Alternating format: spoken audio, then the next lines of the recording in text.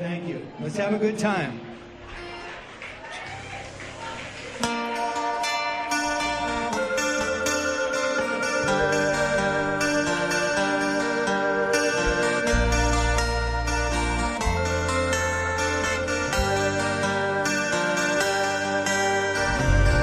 Taken for a trip on a new dimension ship. Taken for a ride over to the other side. Discovered that time's been forgotten like a song that they never played on the radio too long. They never played it on the radio too long. I can't relate to where I am. People just don't give a damn. I'll find a way. Make a break, figure out what it takes while traveling at the speed of light. Changes come, they affect their sight. Now it's been 7 years, almost there. The planet nears. Taken for a trip on a new dimension ship. Taken for a ride over to the other side. Discovered that time's been forgotten like a song that they never played on the radio too long. They never played it on the radio too long.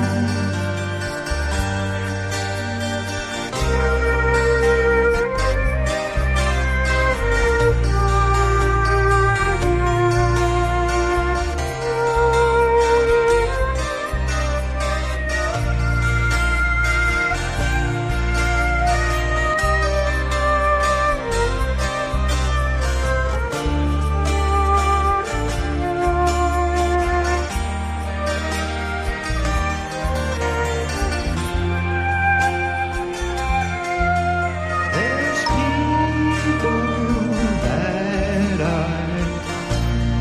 recognize. They've come here without disguise, searching for a better home, place where we're not all alone. Taken for a trip on a new dimension ship. Taken for a ride over to the other side. Discovered that time's been forgotten like a song that they never played on the radio too long.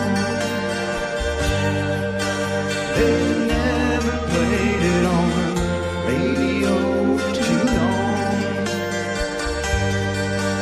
They never played it on the radio too long. They never played it on the radio too long. Thank you very much. Mr. Doug Wright. All right, all right. Doug Rice. Hello, everybody. Welcome, ladies and gentlemen. Welcome to you.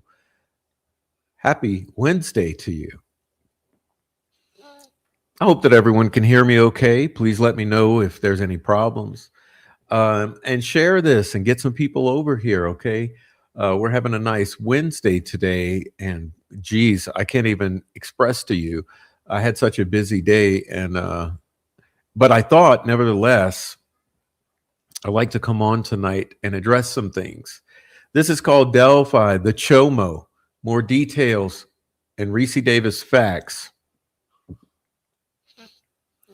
And the reason for this show is because the CHOMO has been running his cocksucker.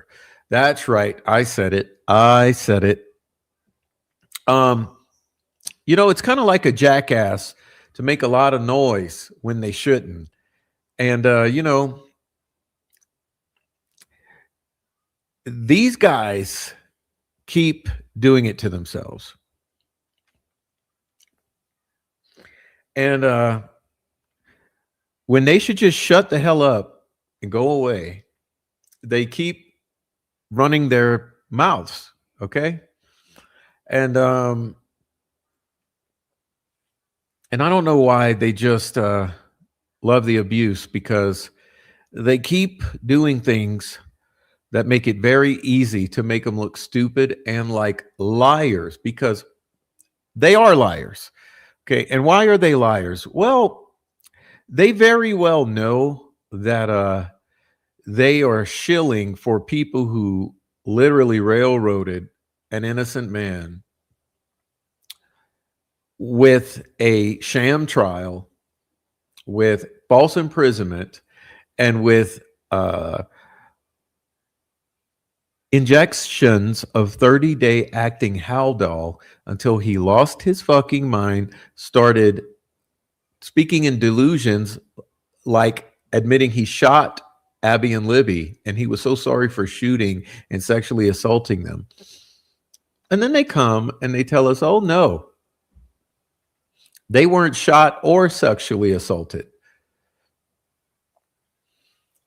And all of these jackasses very well know that Richard Allen was railroaded through the system. All of these confessions were coerced by three different means. Okay. Means number one was false imprisonment in solitary confinement for 13 months, a ritualistic number of months. That's right. Method number two was by having the guards and other inmates threaten to kill him, his wife, and his wife's mother, and possibly daughter. That one I don't necessarily know about the daughter, but he was afraid for the lives of his family. And method number three was with an MK Ultra, quote unquote, nurse who not only fed him details and wrote stuff down for him to repeat over the phone, but participated in the ironic injection of Haldol into this man multiple times, overdosed, when at the same time she was saying that he was not delusional, but he was delusional, but he was not delusional. He was psychotic, but he was not psychotic. And I reminded you many times that during this very period, they, quote unquote, took confessions. Okay. So we got all that going on. And these assholes know that. But look, they're chomos. Okay. How do you know they're chomos? Well, first of all, they go around calling everyone else chomos. I don't know. I think it's so, it's gotten so old here. It's so tired, where everyone in this community runs around calling everyone else pedophiles. Why is that? Why is that in the case of a double homicide of two young girls? Why does everyone go around calling each other pedophiles?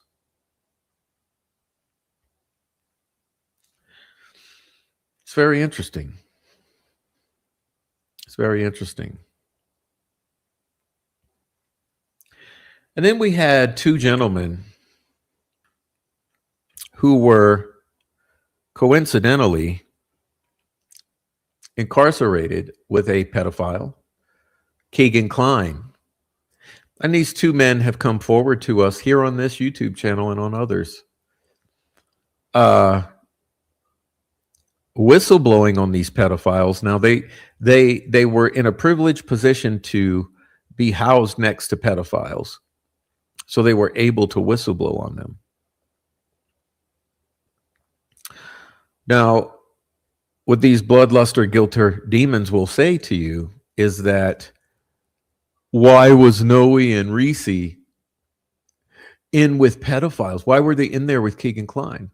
As if to imply that Noe and Ricci are also pedophiles.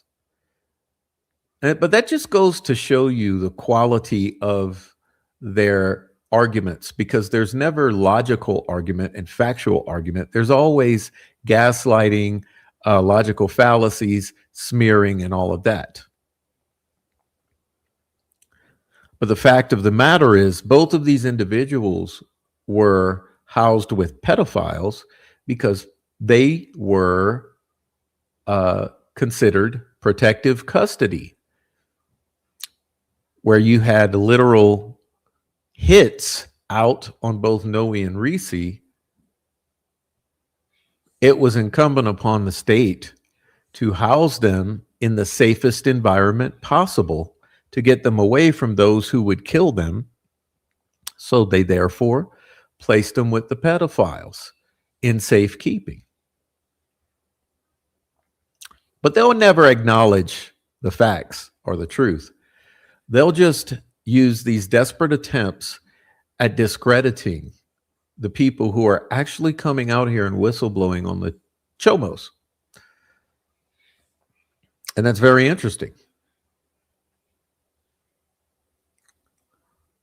And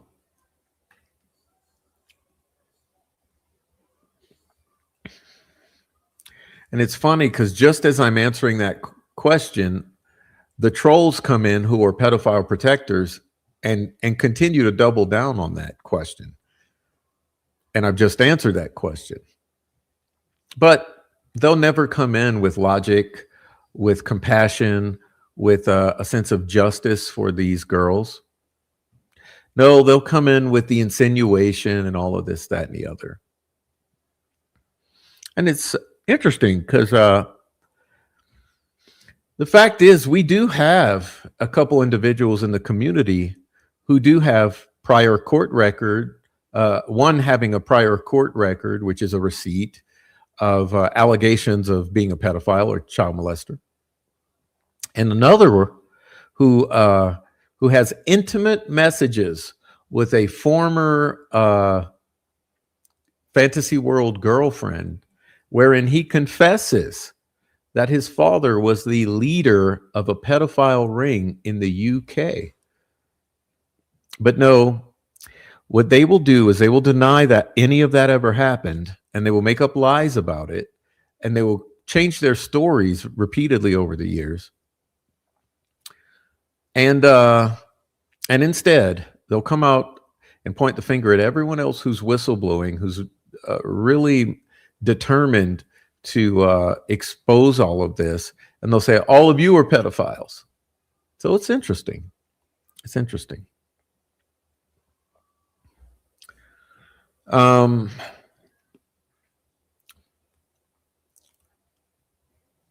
But it's okay, because all of this that's going on is clearly evident to anyone who's observing it from the outside, from an unbiased perspective. It's clear to see what's going on.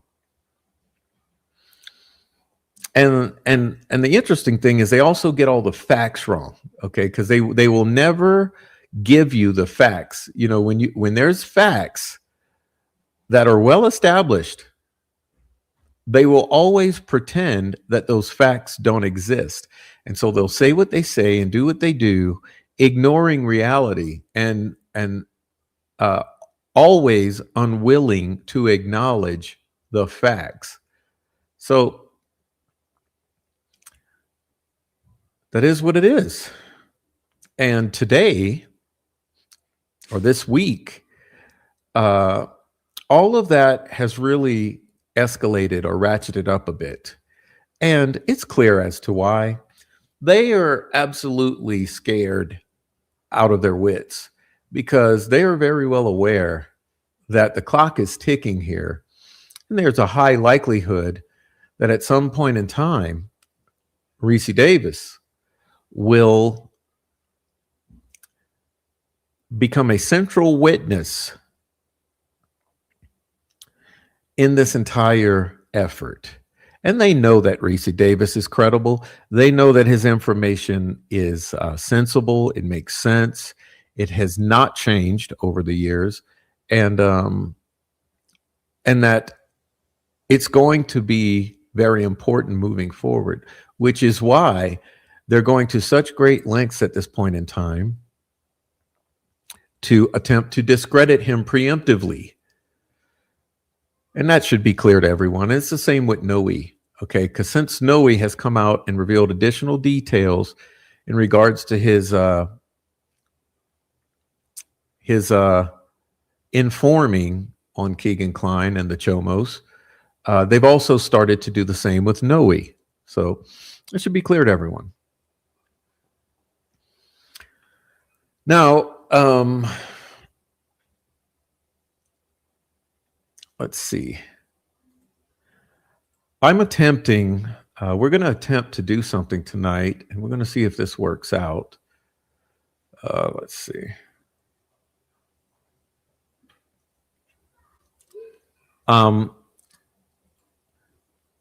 We got several elements we're going to cover tonight, but we're going to start with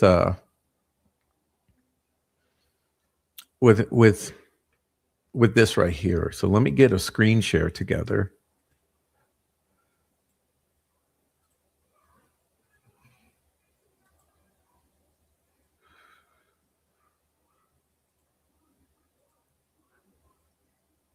Okay. Now, in other news, before we continue,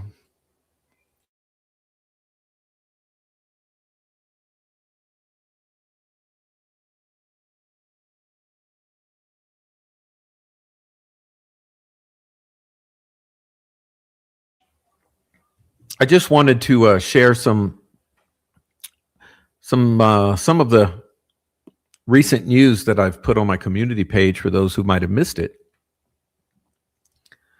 One of those items of concern in recent news is the Sharon Milburn run for office for Delphi mayor. Very, very, very, very concerning. Okay, very, very, very concerning.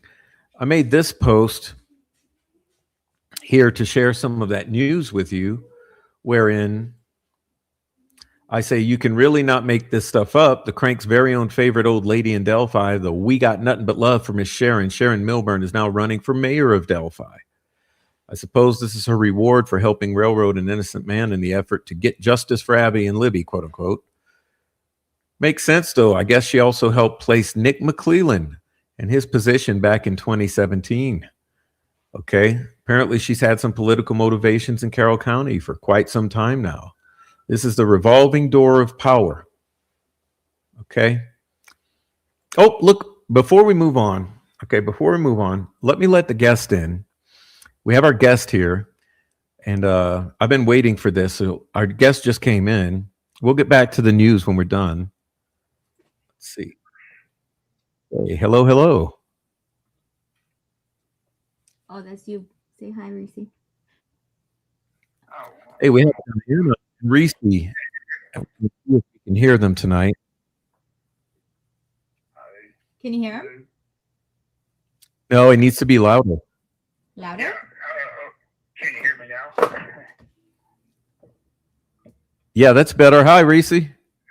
Oh, hey, buddy, how are you doing? I'm good. How are you? I'm doing just listening to you right now. Hey, thank you. So, Yeah, I was just about to get into some of the smearing and discrediting and false allegations, gaslighting about you. So I figured I'd offer you the opportunity to dip in and speak to some of that if you want to. I mean, yeah, I mean, quite frankly, I mean, it's all a joke. I mean, you're right. I mean, definitely a big old smear campaign. I sit back and I listen to the stuff that this Frank Meister that he came out with. I mean, there's just a whole tag along. There's just a bunch of people, man. It seems like they just got a bunch of shit that they just want to keep stirred up, But I mean, the thing is with this Frank Meister. I mean, honestly, just the same as you. I can't take him serious either. I mean, you have people setting back, man, on this case, man. It's like, pedophiles protecting pedophiles, and just once it smears the people that's really trying to do the right thing, man. And I mean, it goes from Frank Meister to Rick Stay to Murder Sheet, all these great people, man. It's just really ironic, man, that these people just want to sit around just and be like McClelland's lapdogs, pretty much. I mean, that they just sit around and they're the type of people. They just remind me just the people. They're just busty guest boss people. You know what I mean? And then these people don't have the capability to think for themselves. They don't have their own mind. Nobody wants to give any pushback. It's like they just want to sit on his lap and lick their handler's face. Caught up in a stupor, pretty much. I mean, nobody really just has a mind of their own. It's just. This whole thing, and these, it's just a system of people just trying to, discredit somebody that I mean, like Frank Meister, he sat back and he's talking about, my credibility and, it's like, I don't know how serious to take a pedophile sitting there trying to challenge my credibility, and, I mean, something like that's kind of new to me. I've never really had to push back to a pedophile. You can't be trusted around children, and you want to sit there and test my credibility, like, as I'm trying to protect the children, you're out there creating victims. You know what I mean? Of children. You have people. Everybody that sits and listens to this idiot, everybody can agree on one thing: is we all got kids, we all got children, right? And it's like, for even people to really even buy in any time to this guy to sit here and try to convince people like, that he's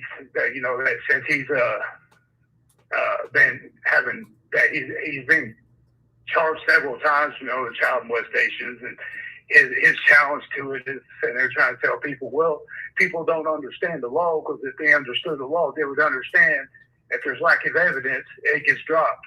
Well, I mean, you can't even take that statement serious with this guy, because I mean, the real truth is the fact that you're not going to be charged within, a 16 years amount of time, several times for something that the state really believes is something that you're innocent of, so, they sit there trying to build credibility because the state and all these lying kids and his honest self, you know what I mean? He's sitting there creating children, to continue to be victimized by him calling them liars through all these years of all these charges, as he's the honest man, pretty much saying that the state has repeatedly falsely accused him of all these charges, while he's also saying, on Rick Allen's case, that it's impossible for him to be falsely accused by the state, of what Rick Allen supposedly has done, allegedly, you know what I mean? Undermining the fact that he's sitting there and at the same time telling everybody that, that he's been falsely accused, so everybody should believe him. The dude is bogus, man. He's throwing rocks at a glass house. You know what I mean? I mean, I just have I have a hard. I'm new to this troll farm thing. I'm not, I don't know how, I'm kind of saying how all this stuff works. With people, I've been in prison, man. But you got a lot of sick ass people out there, man. And I mean, I put a lot out online, man. Trying to do my best to try to do the right thing on this case, and I put myself in a sling, man. I mean, I can't ever go to the general population. I'm good as dead by coming forward on this case, because one thing a lot of like convicts and people in prison will have in common is, regardless of what you're telling on, you're a snitch. I'm good as dead. There was no benefit. There's no reward. There's nothing that I did. There's nothing I've ever asked for. I've never asked from the state. I've never asked for a deal. I've never asked for anything. I've actually declined every. I mean, you can ask Andy Baldwin. I mean, he's even said himself, as many times as I've met with him, I've never asked him for one thing for coming forward on this. The only thing I've asked for is to be taken serious. That I really wanted this information to be taken serious. As it should.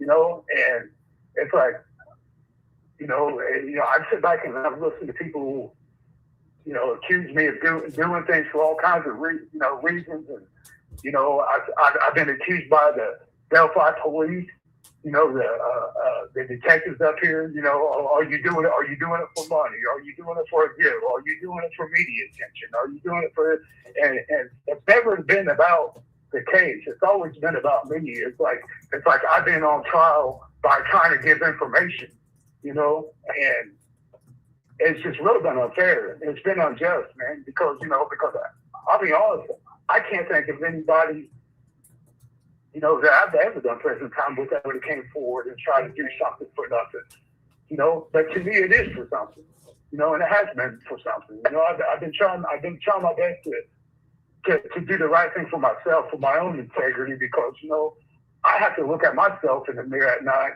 and if I was the only avenue to get these girls justice, and if it means declining any opportunity for any gains or extra anything people could accuse me of, it was worth it. But, I had to sacrifice my safety, because right now I still got 13 years to do. I'm not guaranteed to walk out of prison safe after doing this. I had everything to lose, and you know what? And I had to make that decision, but I had to do it for myself. I had to, but then I sit here and listen to all these idiots, man. It's just like they really know me. They know my motivation. They accuse me. This Frank Meister told the public at one time that he spoke to the lady that reported this to the FBI. He lied to all his listeners, saying, "Oh, she said that." Trying to say that they did an interview, and want to remind you, an unrecorded interview, something he can't produce a receipt to. Any journalist would have recorded such a conversation, right?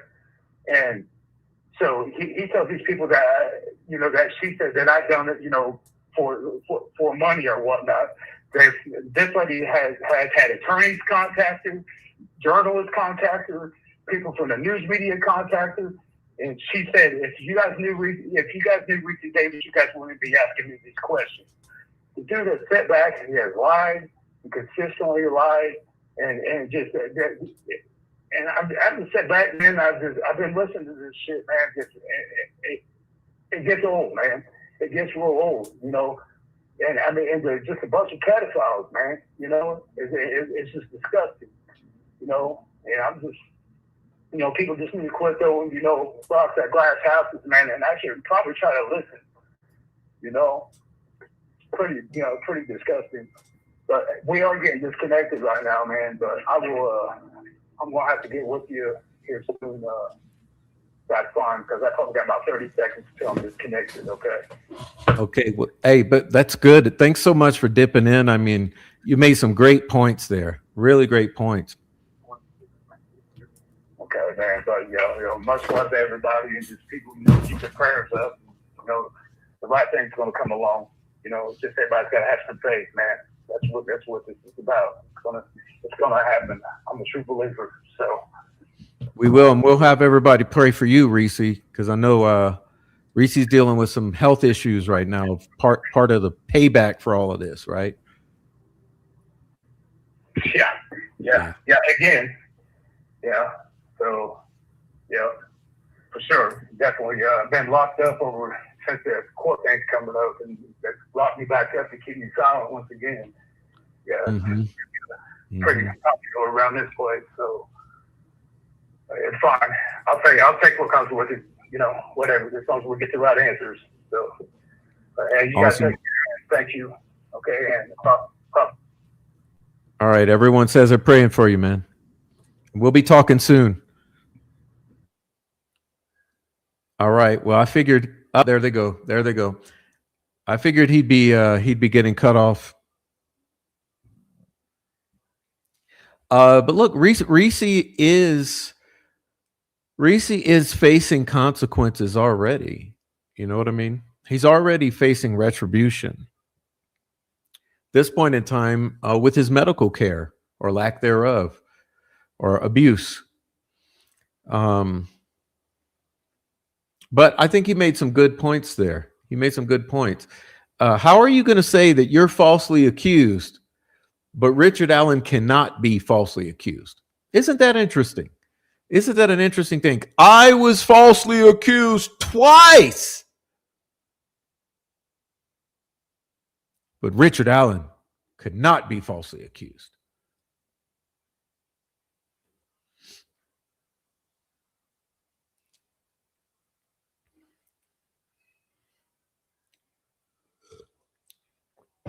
And I do apologize that it's such a short visit, but we got started later than we thought.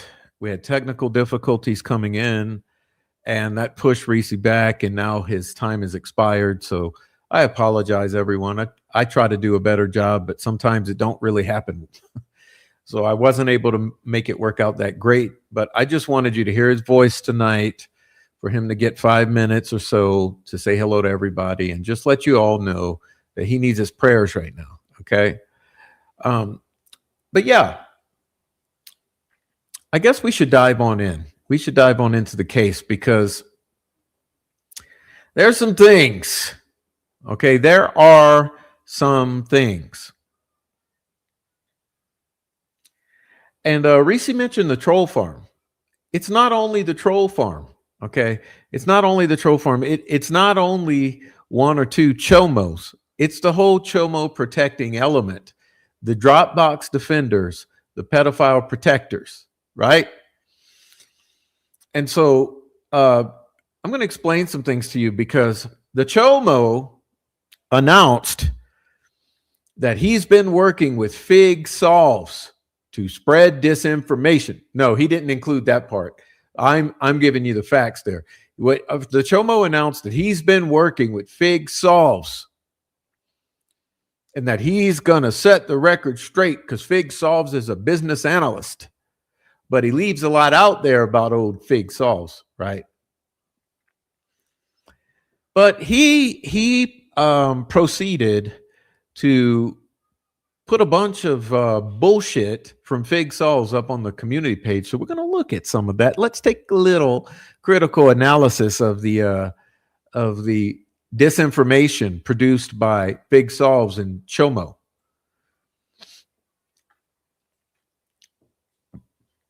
All right, so we're going to go through some of these talking points, and we're going to correct the record, because this is disinformation, misinformation, smear campaign, a desperate attempt at discrediting. So let's fact check some of this, okay? I'm going to read it verbatim and give my commentary, which you know pretty good at. Reese Davis is far from credible. Well, that's not a fact. That's an opinion from those who want to keep Richard Allen railroaded and avert justice for Abby and Libby. Has a substantial criminal history. And then they follow with some of his criminal history. By 2015, the Indiana Court of Appeals noted that he had accumulated 6 felony convictions and 3 misdemeanor convictions,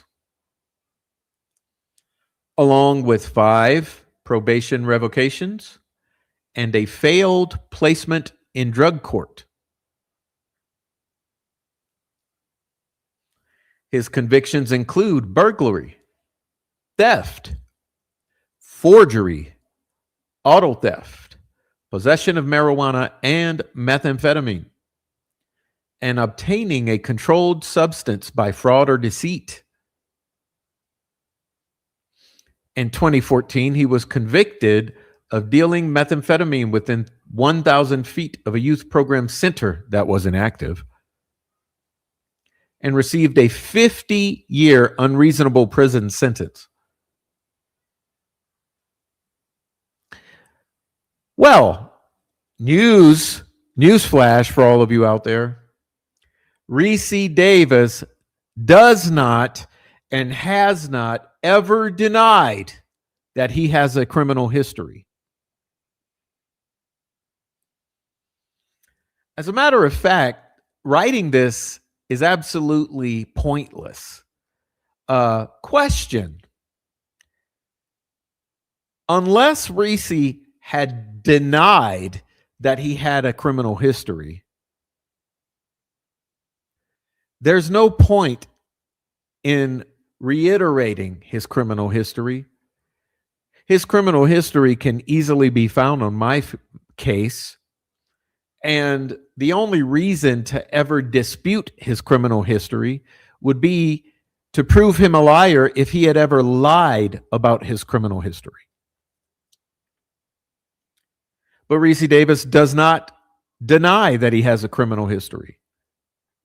As a matter of fact, he's admitted it repeatedly and apologetically. But of course, we're not going to give him the credit for reforming himself and for telling the truth and acknowledging that he has a criminal history. Just going to overlook that and try to use his criminal history in and of itself to smear him and to make his whistleblowing on Ron Logan and Keegan Kline somewhat discreditable.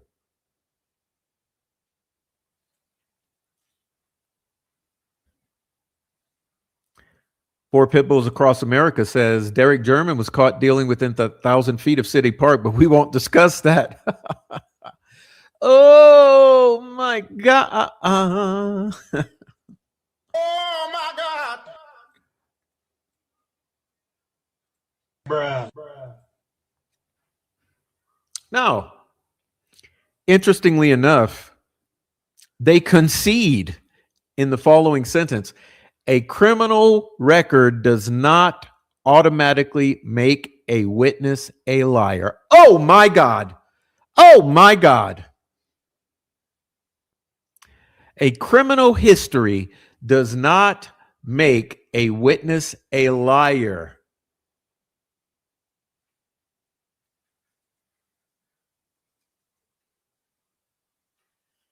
Okay.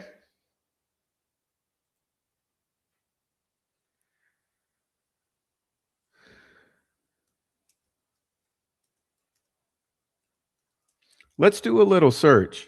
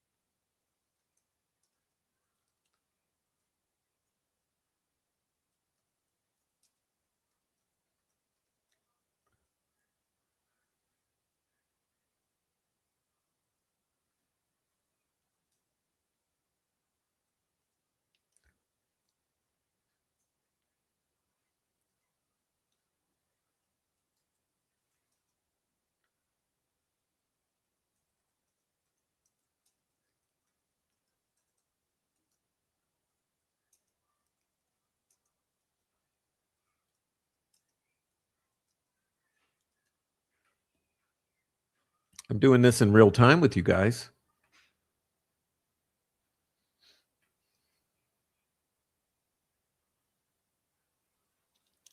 All right, we're ready. Let's take a little break from this and move to another topic, and we'll come back to it. This right here is ChatGPT, our favorite search engine, right? And I asked it, can you give me statistics and examples of individuals with extensive criminal histories who became essential witnesses in high-profile cases?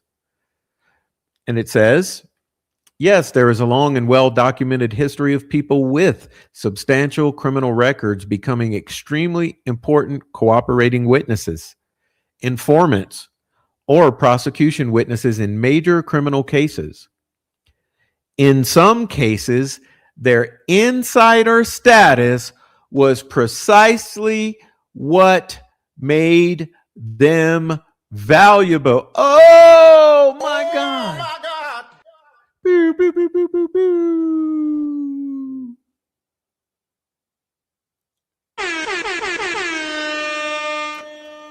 It was our job to help law enforcement.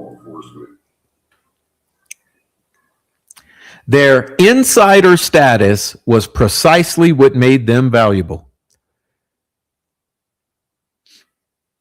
One important distinction: criminal history can mean very different things. A person may be a convicted felon who participated in the very conspiracy being prosecuted, a career criminal who becomes an informant, or a jailhouse informant with numerous prior convictions, which is exactly what Ricci is.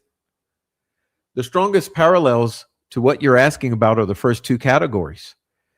Sammy DeBull Gravano, John Gotti, Gambino crime family. This is probably the classic American example. Salvatore Gravano was not a peripheral criminal. He was a Gambino crime family underboss and admitted participating in numerous murders and other organized crime activities.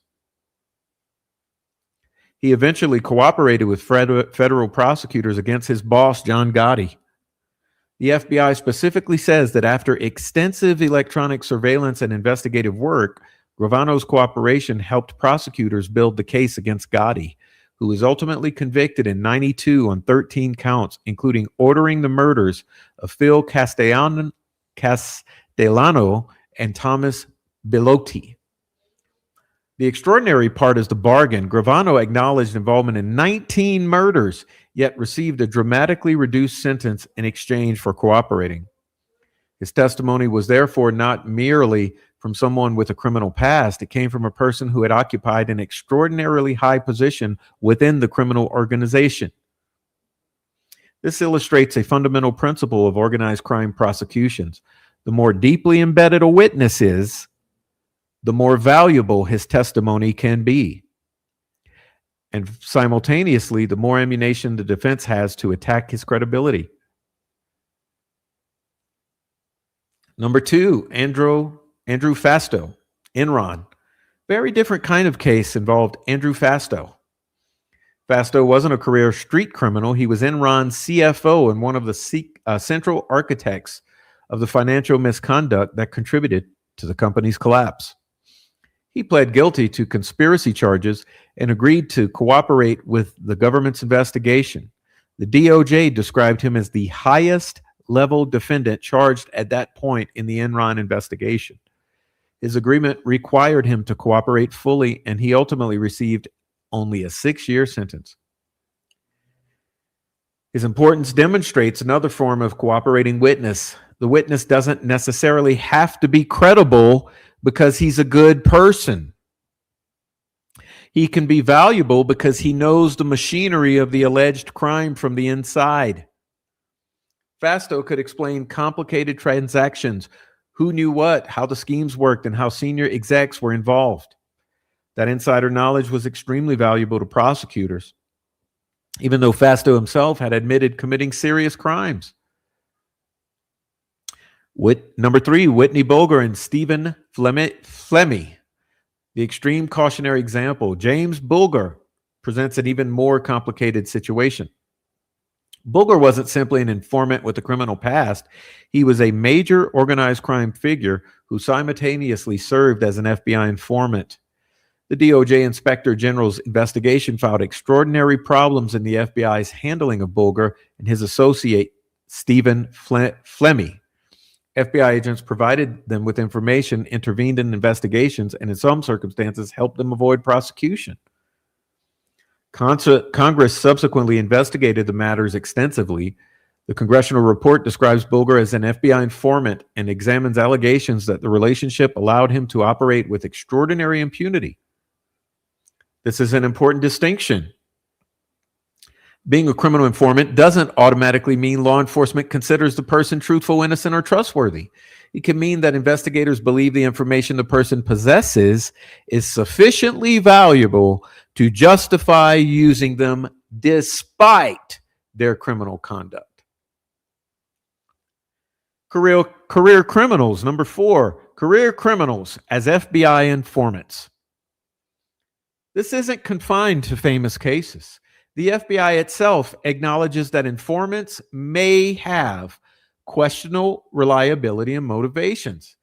Its public policy states that informants can be essential to investigations while simultaneously recognizing that their reliability and motivation may be open to question.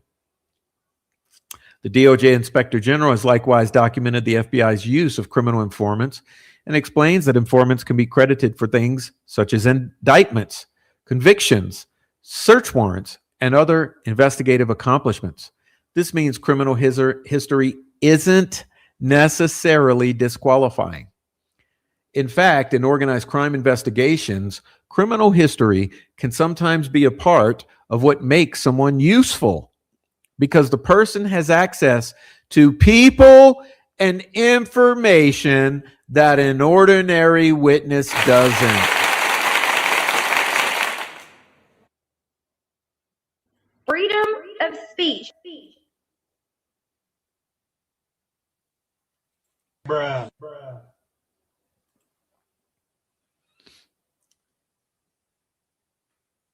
There isn't a reliable national statistic saying something like this. There's no public database of every cooperating witness or their history. It's partly because confidential informants are often never identified publicly. However, there are substantial statistics concerning the risks associated. The Innocence Project's current data set reports that 19% of its exoneration cases involved informants. Looking specifically at DNA, jailhouse informant testimony has been identified as a factor in roughly 17 to 20%, depending on the particular data set. I'd round that up to 19 as well. And the problem becomes particularly pronounced in capital cases. A Florida Supreme Court opinion discussing the research reported that 45.9% of people exonerated from death row had cases involving false informant testimony. These numbers do not mean that 19% of informants lie. That's an important distinction. They measure the proportion of wrongful conviction exoneration cases in which informant testimony was a contributing factor. Why prosecutors use these people? They might have surveillance, phone records, financial records, physical evidence, forensic evidence, photographs, communications. A participant can potentially explain the meaning of conversations, identify participants, describe meetings, explain relationships, establish intent, and connect otherwise ambiguous evidence.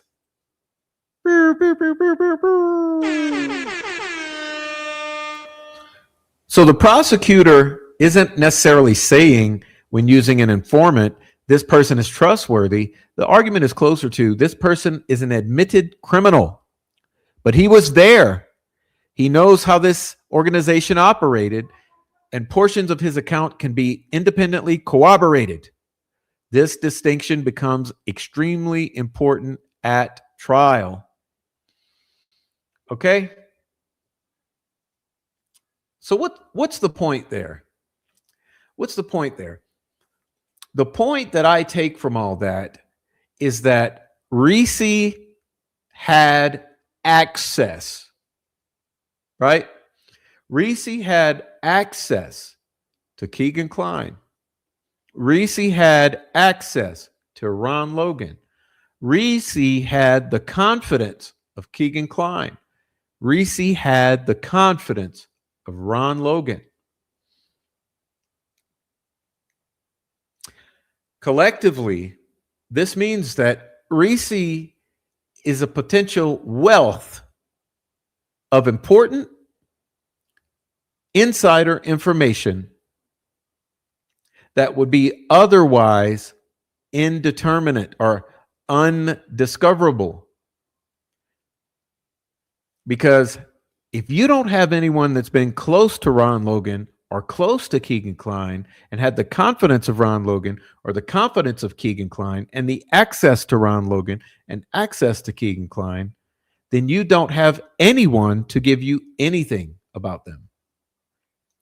So you are reliant upon individuals who could have and did gain their confidence to gain access to the information. So circling back to this, he has a substantial criminal history, doesn't matter. We've seen from the statistics they just explained to us that only in approximately 19% of cases that informants give false testimony that was essential in overturning convictions.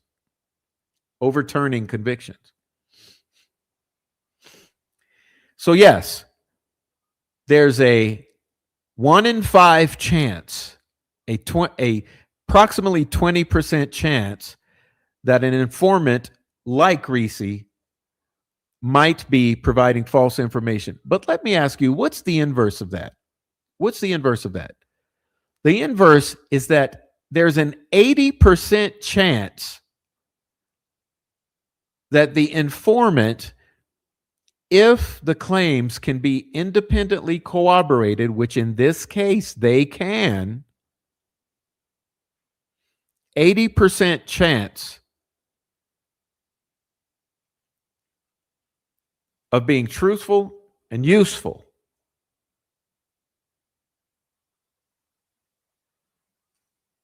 %80 chance.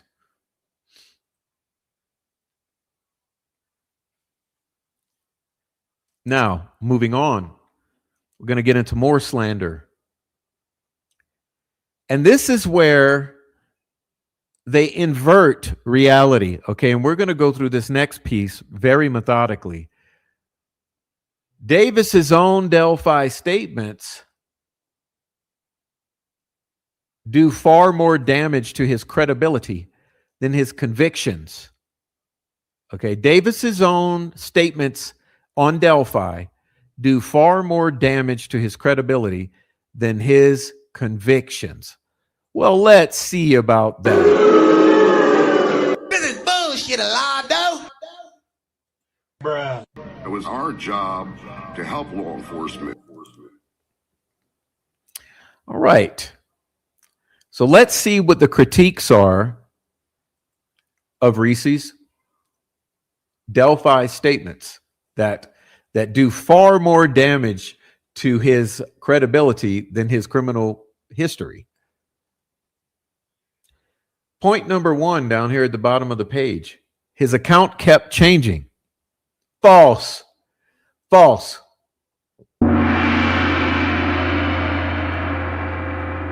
We will explain this to you guys.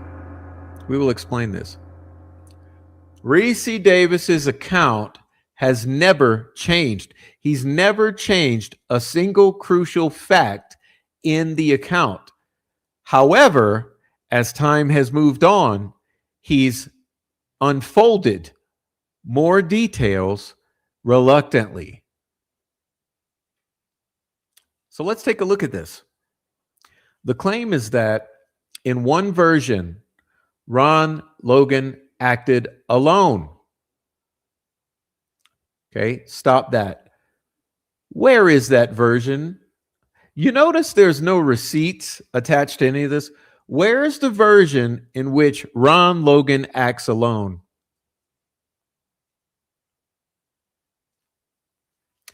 Because as far back as I can trace it, Ron Logan states that others were involved, but he did not give the names of the others.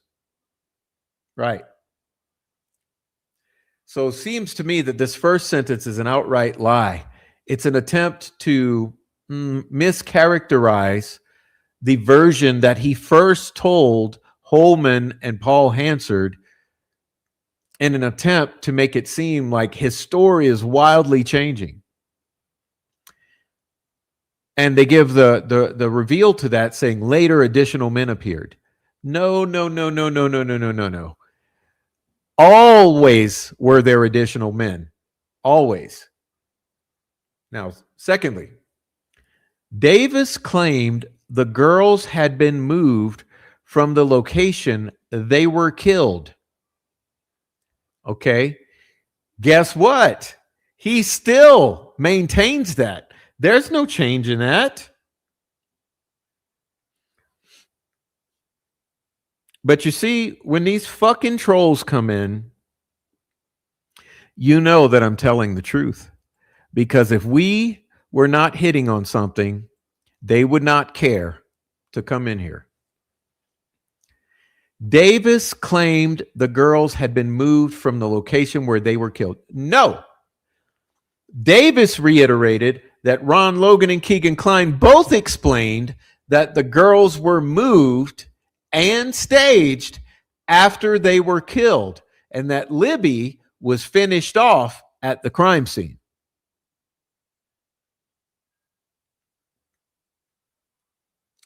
Notice the use of language for those of you who study linguistics and how language is used in a very sneaky way. The words claimed, okay? Don't you understand that the word claimed is inserted here to discredit it as being a fact that he was told? Davis claimed the girls had been moved from the location where they were killed. Nope. No. Ron Logan and Keegan Kline claimed the girls had been moved. Ricci Davis reiterated or told the story that he had been told based upon what they claimed. Davis has claimed nothing. Next. He claimed they were hidden on a farm or in a barn. No. Ron Logan and Keegan Kline claimed that Libby was hidden in a shed where he kept his animals.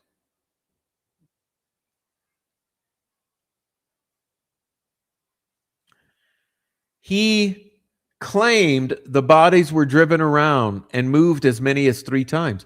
No. He said that Ron Logan and Keegan Kline both told him different perspectives of this story, but that both perspectives involved moving the bodies more than once. And in one version, it was 2 times, more or less, more than once. In the other version, it was definitively 3 times. Driven around, according to Keegan Kline. Some versions place this activity during the period when police officers and volunteers were already searching for Abby and Libby. Okay, let's take that sentence. Some of this activity, okay, what is the activity? Driving, moving bodies. Driving and moving bodies. Driving and moving bodies. Did Ricci ever say that he was told that that activity took place during the time police officers and searchers were actively searching on and in the Ron Logan property for the victims? No. What he did say was that Libby was placed on a tarp with Ron Logan's under the rabbit cages in Ron Logan's little barn or whatever you want to call it. He said Libby was placed on a tarp under the cages. And he said that Abby at some point was hidden in a bathroom and locked in the bathroom. Yes, the very same bathroom that was completely and immaculately remodeled after the murders. Now, you guys give that some thought. How about that as some food for thought? You have a murder victim who was hidden and locked and kept prisoner in that bathroom. And lo and behold, that bathroom was extensively remodeled from floor to ceiling after that. So, debunked every sentence here. Some versions place this activity when the searchers were happening. No, none of this placed the obvious moving of bodies happening when there were boots on the ground. As a matter of fact, what he did say was that Keegan Kline encouraged Ron Logan to go be a part of this search to throw off suspicions. Now he says he later added an alleged evidence disposal trip to Lafayette. Oh, no, no, no, no. He described that in 2017, saying that Ron Logan went dispose of evidence in Battleground or Lafayette in that area. He got it all wrong. How do you know what he got all wrong unless you know what was right? And how do you know what was right unless you were there or you have spoken to the killers and you know what actually happened? How can you just sit there and declare he got it all wrong? This is a smear tactic. He got it all wrong. Well, maybe he got it all right.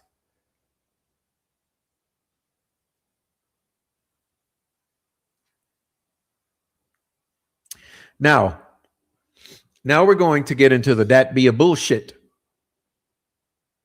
Because this is where, in the attempt to discredit, they tried just beating down on the Ricci statements, right? And that's supposed to be what they're critiquing. But then what they do, they bring in the state's that be a bullshit narrative and try to smack it on top of that. So look at this here. It says blood pooling and blood-stained patterns at the crime scene were consistent with the girls receiving their fatal injuries in the wooded area where they were found. According to Nick McClelland, and according to every state actor that took the stand in Richard Allen's trial.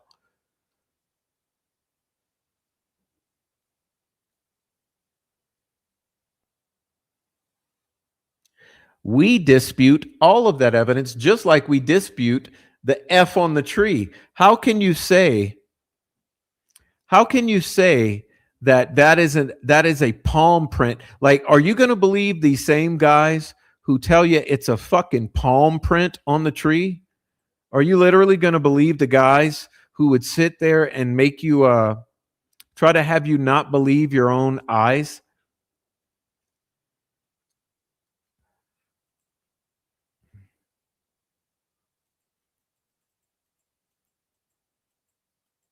See if I can find what I'm looking for. Nope, that's not it.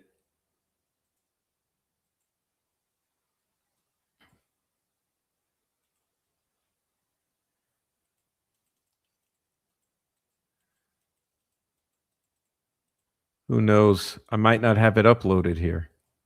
I thought I did.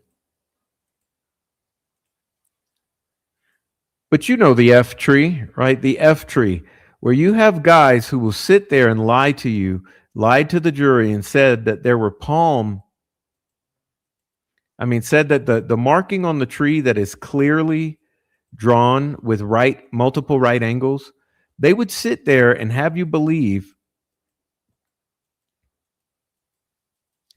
Let me see if I have that. Well, I really tried. Nope, don't have it. Are you to believe the people explaining the crime scene who would tell you that the very clear right angles that look like an F, which even law enforcement called the F tree, would you believe them who are going to tell you, don't believe your eyes, that's actually a palm print of the victim? Were you going to believe them about the blood on the ground? We don't believe any of that.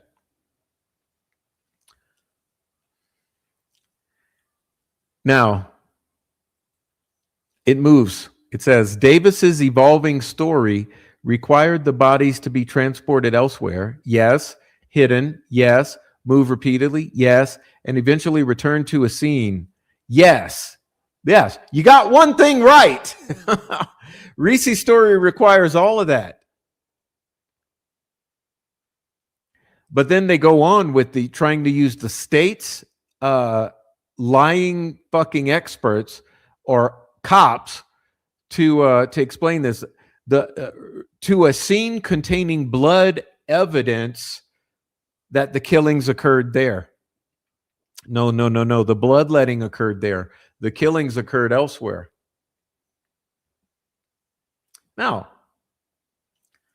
there's further gaslighting that's disingenuous. So look, by October 21st, 2024, the story had expanded again. Davis claimed Klein, Logan, and others were involved in the murders. Yes, he did. He described a supposed criminal relationship involving CSAM. This is why they're chomoing out on this. See, the reason the chomos are coming chomo out on this angle or this story or this testimony of Ricci is because Ricci says the chomos were chomoing. So, of course, the chomos got to come out and deflect from the whistleblower who's bringing testimony saying the chomos were chomoing and this was chomo shit. He described a supposed criminal relationship involving chomos, claimed the crime scene was staged. Yes, it was staged. Said the bodies were moved 3 times. Yes, they were moved multiple times. Assigned roles to multiple men. Yes, Keegan Klein, Ron Logan, and Tony Klein, and possibly others. Davis also made inconsistent claims about communications with the prosecutors. Now, boy, this is rich. This is rich. You guys are going to love this one because it's actually the prosecutor who is lying here. So listen how they try to twist this to make Ricci the liar. Okay. Davis has also made inconsistent claims about his communications with the prosecutor. Okay, let's hear it. He reportedly claimed that he had written the Carroll County prosecutor repeatedly, and in one version that he had sent 8 letters. No. I believe it was 7 or 8. Indiana Department of Correction mail record showed 3 letters. No, 3 envelopes. See? You see where the spin is? You got to watch these motherfuckers. This is Fig Slavens and Chomo Meister, right?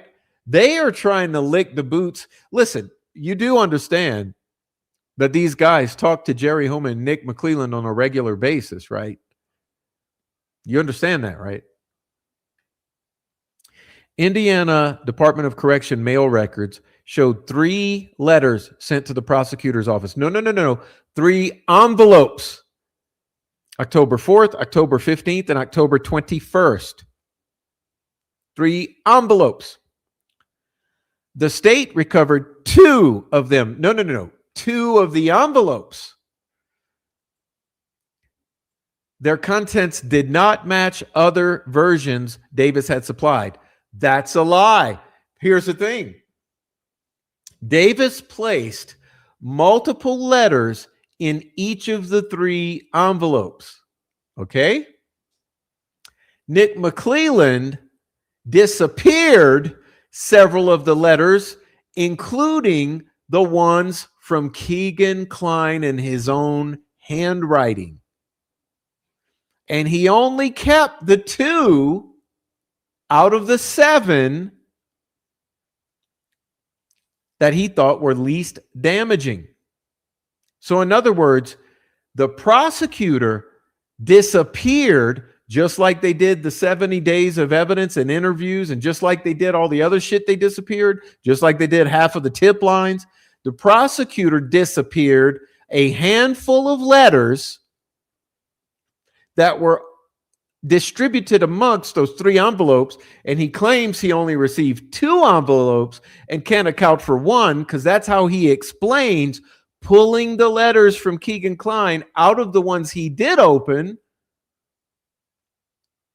and disposing of them. So he had to say, oh no, we lost 1 of them, but we do have 2 of them, but this is all we received. It gives, in other words, that single missing envelope gives the prosecutor's office plausible deniability for any of the contents that are missing. Therefore, he could go in there and pick and choose what he wanted to acknowledge and include in the filings. And that's exactly what happened. What are the odds that the letters from Keegan Kline are the ones that all of a sudden went missing? So as I mentioned, this is complete and utter bullshit from Fig Solves and Frank Meister, okay? 3 letters sent to the prosecutor compared to 7 or 8? No. 7 or 8 letters sent in 3 envelopes. So why don't you say it accurately in a way that reflects reality? Multiple letters in each envelope, 3 envelopes sent, which is why you only see 1 on October 4th, 1 on October 15th, and 1 on October 21st. But we're trying to do this to make Ricci Davis look like a liar. Now moving on. You're going to love this. His February 2025 statements produced yet another contradiction. Davis publicly complained that an innocent man had been convicted. Oh, did he now? Did Ricci say that an innocent man is sitting in prison and was convicted? Yes, he did.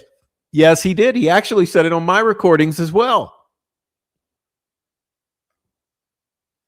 And here's once again where they do the gaslight or the Alinsky method. Hello, ladies and gentlemen. Go research Saul Alinsky. You will understand exactly what is going on here, exactly what is going on with the cranks, and exactly what happens with the mean girls, the troll farm, and the Delphi trolls in general. They are an organized narrative control campaign that is structured on the Alinsky method. This is just part and parcel to that. Here's how they do it. One of his own earlier letters had specifically implicated Richard Allen in the murders. Yes, it did. Yes, it did. There's no denying that. Ricci doesn't deny it. Claiming Allen helped arrange the meeting and later helped move the bodies. No. He didn't say Allen helped arrange the meeting. He said Keegan arranged the meeting and that Allen was involved. McClellan pointed out that Davis's own account described Allen as a participant rather than an innocent man. Davis made one allegation that creates an especially uncomfortable problem for anyone. Okay. In his October 21st, 2024 letter to Prosecutor McClellan, Davis wrote that Richard Allen's, this is a different subject. Okay. So regarding the, sorry, my eyes are not so great tonight. Let's see. Regarding the implication of Richard Allen in the murders, yes, Ricci Davis did say that. Why did he say that? Because at that time, that was the information Keegan Kline gave to him, and he was accurately relaying the information Keegan Kline was feeding him at that time, that Richard Allen was involved in these murders. However, what this douchebag fails to acknowledge is that at a later point in time, Keegan Kline told him that Richard Allen was not involved in the murders, had nothing to do with the murders, and was completely innocent of any involvement in these murders, and that he was glad that he had gotten convicted for it instead of him because he felt he didn't have anything to worry about anymore. So the truth is that Keegan Kline did at one point in time say this, during which point Ricci Davis informed McClellan of that. And only later did he come to the understanding, after Keegan Kline changed his story and admitted that he was lying about that, and that Richard Allen had no involvement, had nothing to do with the murders. And this is very disingenuous to try to use this to discredit him, because this has been included in the filings during this process for Richard Allen. So it's very clearly evident in the court documents and in the filings exactly what happened, and that this is completely disingenuous. It's thoroughly explained, and the defense lays it out with facts. So why are we not acknowledging facts? Why are we trying to use misinformation to smear and attempt to discredit Ricci Davis?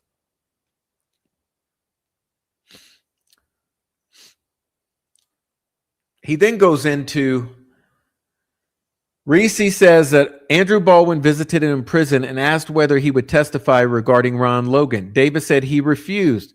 Then he accused Baldwin of trying to persuade him to lie. Davis wrote, this ignorant lawyer was hinting to lie for him and his client, saying, I should know how it is. He continued that he could never relate to child killers, saying he did not know what planet this attorney is on, and described the interaction as insulting. Okay, what happened there? What happened there was during the very same period where Keegan Kline was telling him that Richard Allen was involved. Andrew Baldwin shows up unannounced. Ricci Davis is under the impression at that moment that Andrew Baldwin comes into the facility that Richard Allen was involved in the murders based on what Keegan Kline was telling him at that point in time. So when Andy Baldwin came in, he told Andy Baldwin, I don't want to have anything to do with this. I'm not going to sit here and try to protect a pedophile. Which is why he didn't cooperate with Baldwin at that point in time and sent Baldwin away. And Ricci has explained that. So why are we trying to pretend that this is a smear and that this means that that Ricci Davis is a liar or Baldwin is a liar? Baldwin's going in there to talk to him about Richard Allen and wants to know all that happened. He needs to gain this information because he's fighting the state's bullshit and lies. He goes to talk to Ricci. Ricci's under the impression Richard Allen was involved based upon what Keegan was telling him. So he says, I'm not going to help you. I'm not going to help someone protecting pedophiles. Which, if you would honestly evaluate that situation, you would say, oh, thank God, Ricci Davis is not a pedophile protector. Matter of fact, he was so against it that when Baldwin walked in the doors that day, he refused to work with him or to even talk to him because he wasn't about to help someone that had hurt children.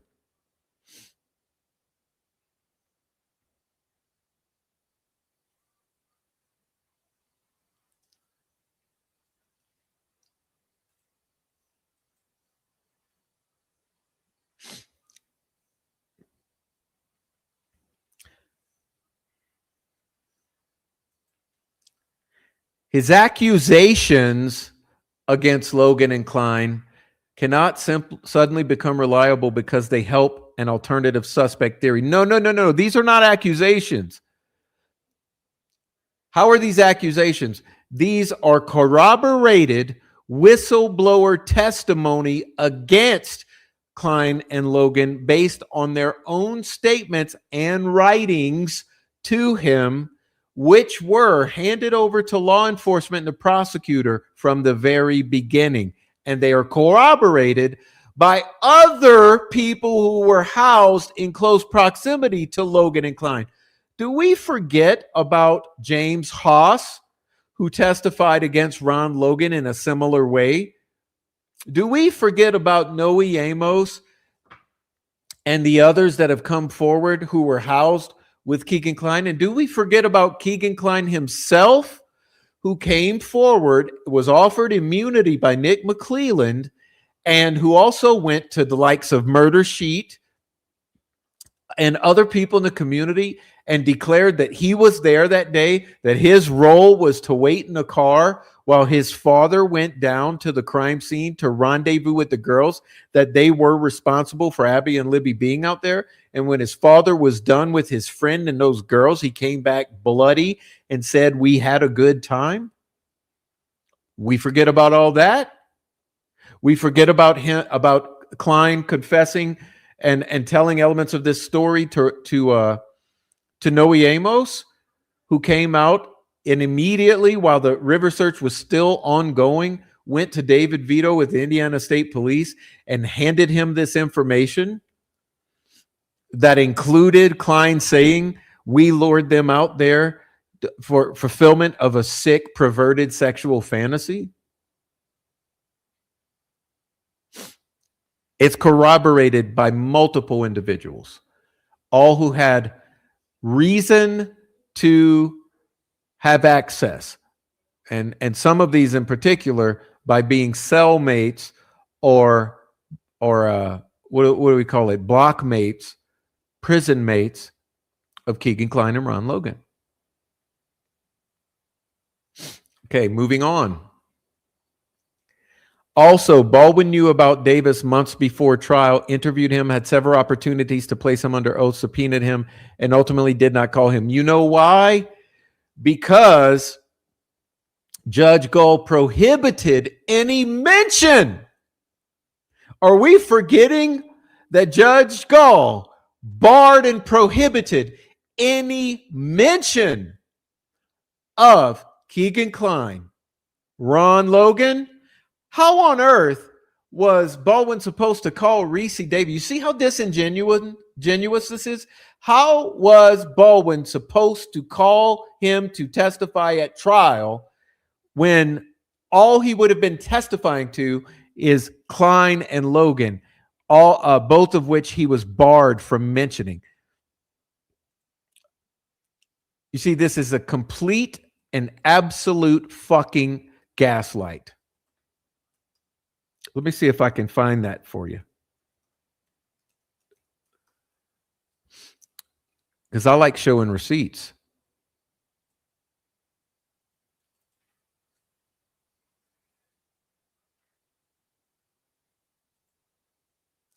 Get that receipt for the people. Here it is.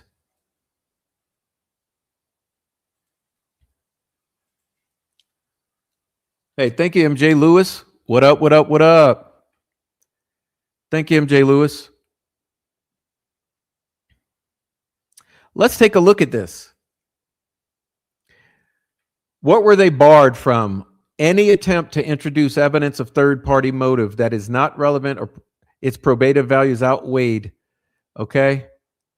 Further, the state requests no mention be made of Odinism, cult or ritualistic killing, Brad Holder, Patrick Westphal, Johnny Messer, Elvis Fields, Ned Smith, Rod Abrams, Keegan Kline, Tony Kline, and Ron Logan. Oh my God!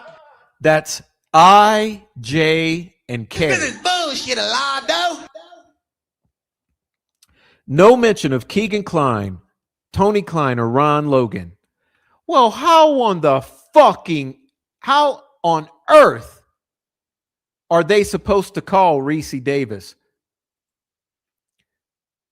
As I mentioned, that would have been Ricci Davis's only fucking role in being called, is to mention Keegan Kline, Tony Kline, and Ron Logan. So this is just further fucking garbage, okay? What's up? It's a new day. They struck our live. How'd they strike you live? Who struck your live? Uh-oh. See, we got mass strikers here. This is what I've been fighting. The mass strikers. We'll listen for the update. Okay. Now, then they're going to go into the minimizing. Okay. Now we're going to get to the minimizing. Oh, thank you, MJ Lewis, again. And sure.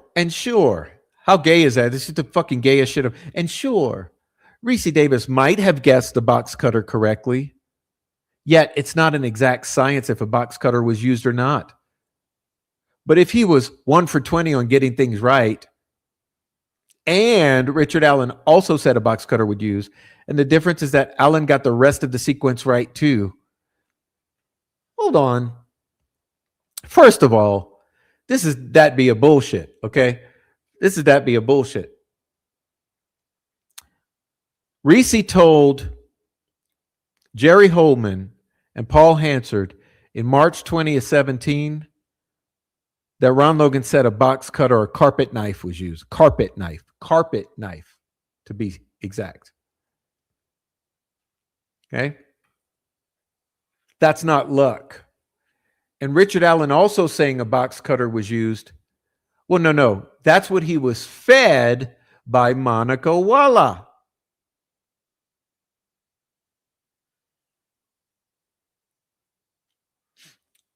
Then he says, the difference is that Allen got the rest of the sequence right. Oh, please explain how Allen got the rest of the sequence right. Let's listen for this fucking garbage, hot garbage. He said he followed Libby and Alibi across the bridge. Hold on. Isn't that the state's narrative from day one? Bridge guy followed Abby and Libby across the bridge. Okay. That could have been fed to him by Walla. Okay. Ordered them down the hill. The entire fucking world knew that the story here is that they were ordered down the hill. I mean, that was, what was it, 2019 that was released? Everyone's always known. Bridge guy, down the hill. Okay, so scratch that off the list. Mentioned his gun and the bullet falling out. Where did he mention that happened in these confessions? He said he shot the girls. He's sorry he shot the girls. Is that how he got the sequence right, that he shot the girls and then sexually assaulted them? Because, that's what I remember happened. He says, I'm sorry I shot the girls and I'm sorry I raped them.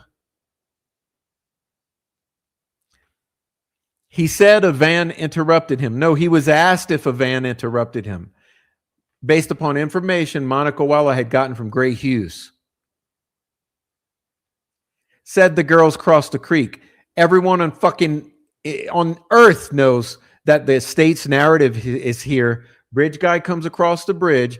Bridge guy says down the hill. Bridge guy says across the creek, right? Cross the bridge, down the hill, cross the creek. Scratch that one out. He said he cut their necks. No, he said he shot them.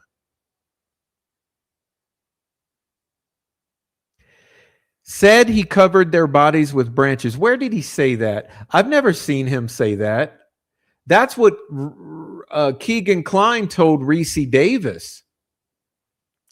Keegan Kline told Ricci Davis that he put the sticks there to make it look like witchcraft shit, something an old man wouldn't do to throw off investigators.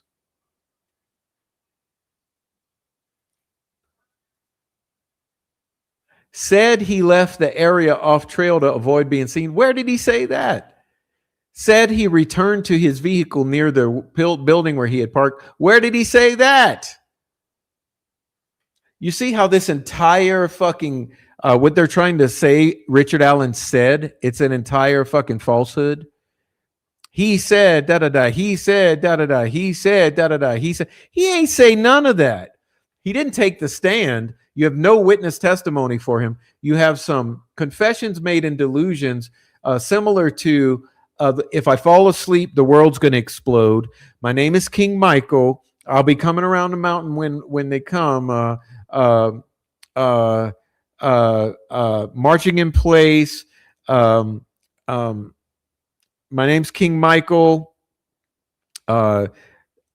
if I mean, I shot Libby and Abby. I raped Libby and Abby. I raped all my own kids and grandkids and people who didn't even exist. Like, are we forgetting all the other things he said during this period of psychosis that do not align with reality and which are proven?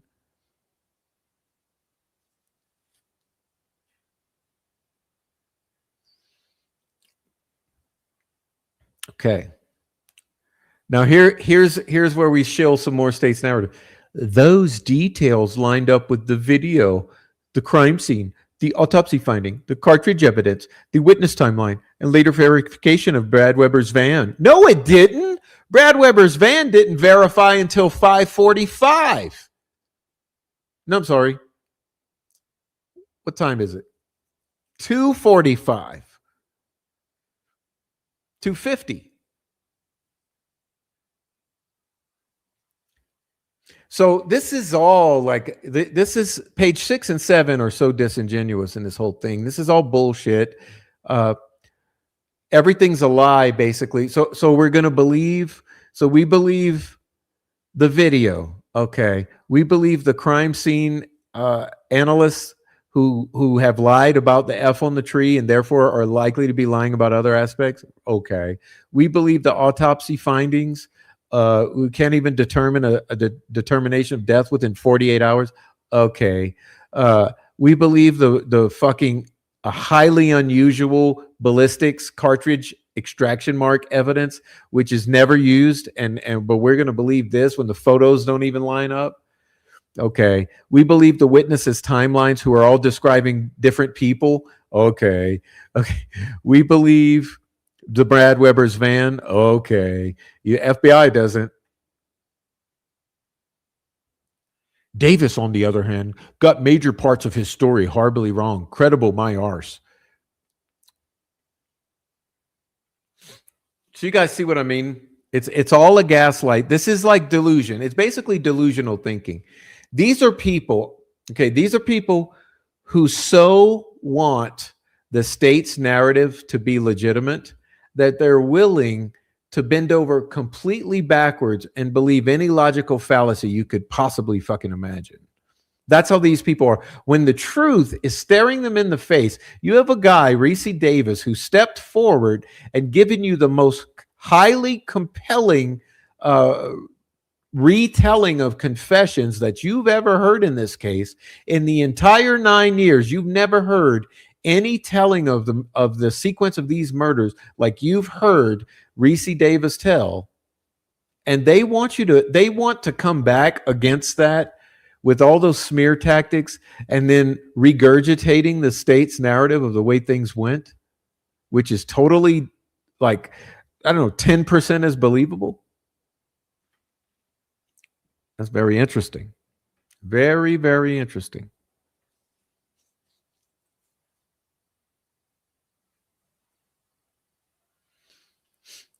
Okay. Now, remember, these are all shills. When I tell you these are all informants or they're working the public relations campaign for the Indiana State Police and the Unified Command, I'm not joking. I don't mean that as a joke. Like literally, all of these people are either informants or they're working directly for law enforcement as part of a narrative control public relations campaign. And nobody understands that these are the symptoms of that.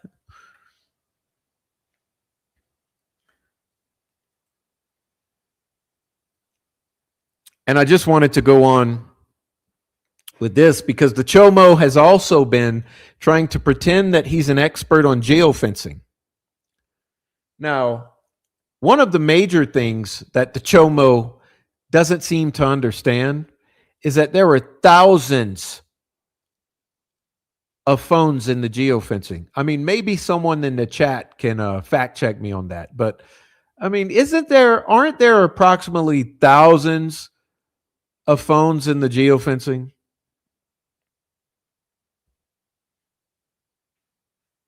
That is my understanding approximately. Now, of course, because these people are absolutely fucking ignorant and disingenuous, this guy is so, like, this guy might as well be talking with his ass. Okay, this guy might as well be talking with his ass. Like, if he would be talking with his ass, at least it would sound like farts, and it would make a lot more sense than the bullshit that comes out of his mouth. Okay? Although this guy doesn't seem to understand what geofencing even is, and that there are literally damn near the entire community in the geofencing, okay? He doesn't seem to understand that basic concept. But if I were to give him the benefit of the doubt because of his ignorance, and I'd say, well, okay, then instead of geofencing, he must be specifically talking about the 3 phones that are in the geofencing that are of concern, because in particular, they are pinging right at and around the crime scene during the entire window of time that all this is allegedly unfolding according to the state's timeline, which is like the 1:30 to the 5:45 time zone. Okay, so say loosely 1:30 to loosely 5:45. During that time frame when all of this is supposed to be taking place, this is when there are these 3 phones that we have repeatedly discussed. I've actually done a couple lives on it and a video or 2. So I've done a lot of discussion about the 3 phones. You know, colloquially, we refer to them as the 3 phones. Now, here's where it gets interesting, because this dumbass actually thinks he knows what he's talking about with the 3 phones. And this is what I mean about misinformation. And good thing for you guys, I'm here to dispel the misinformation, disinformation, and tell you what actually happened. Yes, there are 3 phones. There are 3 phones. Yes, they are traversing all around the creek and the crime scene at the very time all of this is unfolding, allegedly, according to the state's timeline. These dumbasses are literally assuming they fucking know what they're talking about. Okay, this is going to make you guys absolutely hit the floor laughing.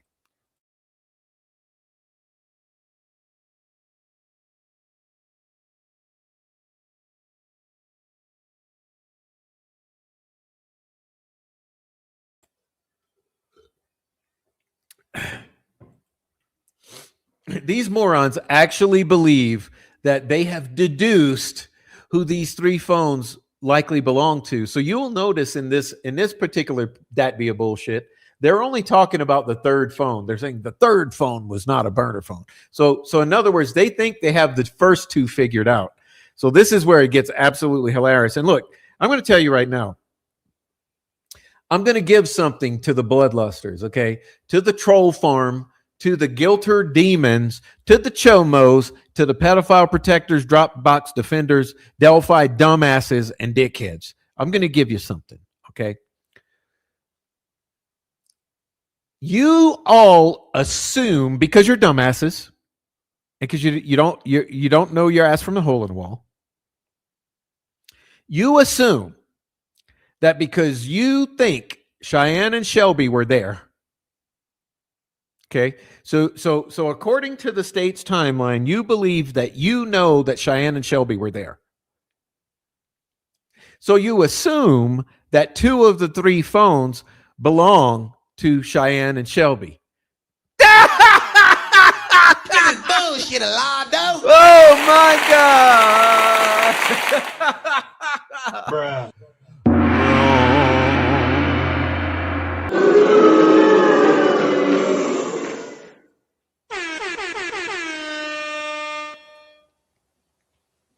Dude, you know what they say about assuming with you dumbasses?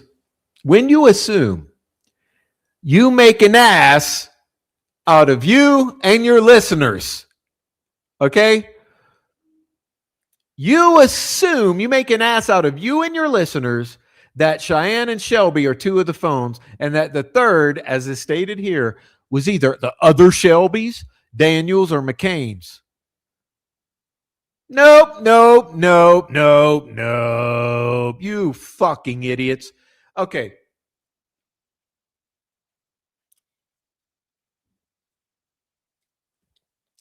You fucking idiots, man. I swear to God, dude. This makes me want to quit every time I have to address stupid shit like this. Look.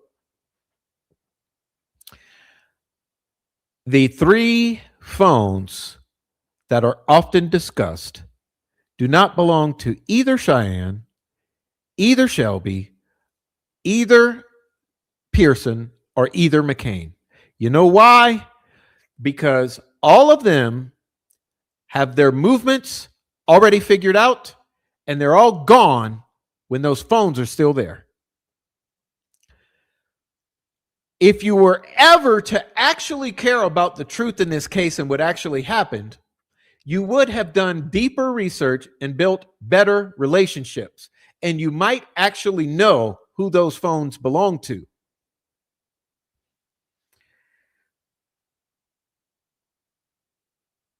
Here's the deal. The phones don't belong to any of the witnesses that you idiots know of. Okay? None of the witnesses brought into this trial, brought into your fucking knowledge of the stuff. That's not what these phones are about, okay? Now, here's another way I can show that you are trying to deduce. You are trying to deduce who these phones must belong to based upon speculation, because you attach another fact to your speculation to try to deduce that you were correctly speculating. You say McClellan said investigators identified the owners of all three phones, interviewed them, and cleared them. Okay, yes. Investigators did identify the owners of all three phones. On that note, you are correct. Freedom of speech. Identified, interviewed, and cleared. Well, according to Unified Command, It was our job to help law enforcement. but as we know, when it comes to Unified Command, cleared really doesn't have much meaning now, does it? Cleared really doesn't have any meaning whatsoever in Unified Command's eyes, because, you know, they cleared Brad Holder, right? Right? They cleared Tony and Clegan Klein, right? They cleared Richard Allen, right? Cleared means nothing to Unified Command, so we can disregard that, okay? So let's go back to they have been identified. Okay, yes, they have been identified. But they're not Cheyenne, Shelby, or a burner phone. And here you go into your that be a bullshit. Okay, here's your that be a bullshit. And we already know several people were around the bridge with phones during that time. Cheyenne Mill and Shelby Duncan got there around 2:53 p.m. Cheyenne received a phone call at 3:12, and they had timestamp photos from their phones, and across the bridge came back. Shelby Duncan took a photo from the first platform at 3:55 p.m. Shelby Hicks could probably be ruled out as one of the three because she testified her carrier was Sprint. No shit, dumbass. Daniel Pierce's carrier was never established trial. Dave McCain had a cell phone with him. I don't know, he used different camera, and his cell phone carrier was never established either. No, fail was neither of them. Neither of them. Okay. You've never heard the names of those owners of those three phones, but you do make an interesting point. There were several people with phones around the time, including those three phones. So here's the question. This works two ways. Okay. And this is going to be interesting. Since you guys want to talk about shit you know nothing about, I will help you. And not only will I help you, I will help the community wrap their minds around the particular import of these three phones and what they might mean. It is absolutely established that we have three phones that do not belong to any names that you ever heard of.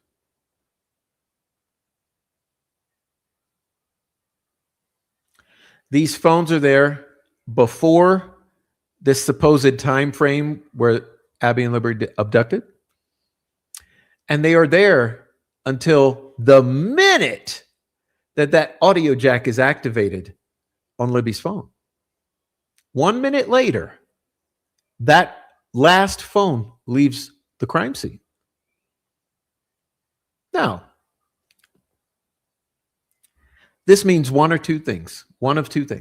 One, the people that are holding these phones were involved in an incident that happened. And if Abby and Libby were indeed abducted at that place and that time, then it means they were involved in what happened.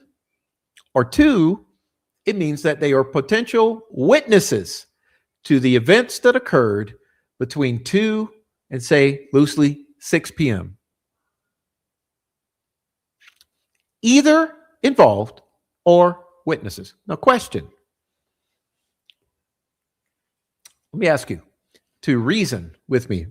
See, the head's big. You guys always laugh about the head's big. Yeah, the head's big. So is the brain, right? If they're involved, we can disregard that. Okay, if they're involved, they're involved. That's for a later time. Okay, maybe they're involved. However, let me lay out to you a hypothetical scenario. I know who the people are. Okay, I know who the owners of those 3 phones are. And in my opinion, they're not killers. They don't look like killers. They don't act like killers. They're completely normal people who live in the neighborhood. Okay? So let me ask you this. They arrive before all of this unfolds. They're there during the entirety of this course of events. Their phones are there pinging when they are supposedly, when Abby and Libby supposedly arrive, when Abby and Libby are supposedly abducted, when Abby and Libby are supposedly killed, and when the first family members begin to show up and start searching. During that entire window of time, these 3 phones are there and they're moving around. So let me ask you this. Hypothetically, what if a family went to enjoy the creek and the High Bridge Trail? So let's say a family who lives nearby, walk, place themselves at the High Bridge. Let's say they're malingering around the crime scene, but in an innocent way. They're loitering. Let's say they're going down under the bridge, throwing rocks in the creek. Let's say they're throwing sticks in the creek. I don't know. Let's say they're fishing. Let's say they're taking pictures. Let's say they're walking the trails. Let's say they're walking along the banks of the creek on Ron Logan's side, on Weber's side, enjoying themselves as a little family unit. Let's say they're there at 2 p.m. They're near the creek. They hear nothing. Let's say at 2:13, they hear nothing. Let's say at 2:50, they see and hear nothing. Let's say at 3:30, they hear nothing. 4 o'clock, they see and hear nothing. 4:30, they see and hear nothing. Family starts coming to search for the girls. Family starts calling, hey, Abby, Libby. Let's say these 3 family members, these innocent people, this family unit, let's say they're like, oh, seems like there's some people searching. They're calling for Abby and Libby. So let's say they start helping out. So now they've kind of become involved on into the search. As soon as the first family members arrive, they start helping. Now let's say they're traversing the crime scene. Let's say they're walking directly over where those girls would eventually end up. And 5:45, it's starting to get a little darker. They give up, they go home.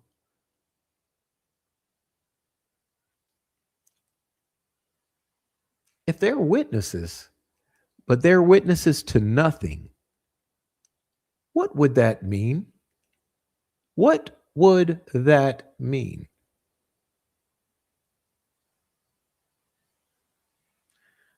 Could it mean, or might it mean, that they would confirm what the defense and what all of us assume, that those bodies were not there at 3 o'clock, 3:30, 4 o'clock, 4:30, 5 o'clock, 5:30 until they left?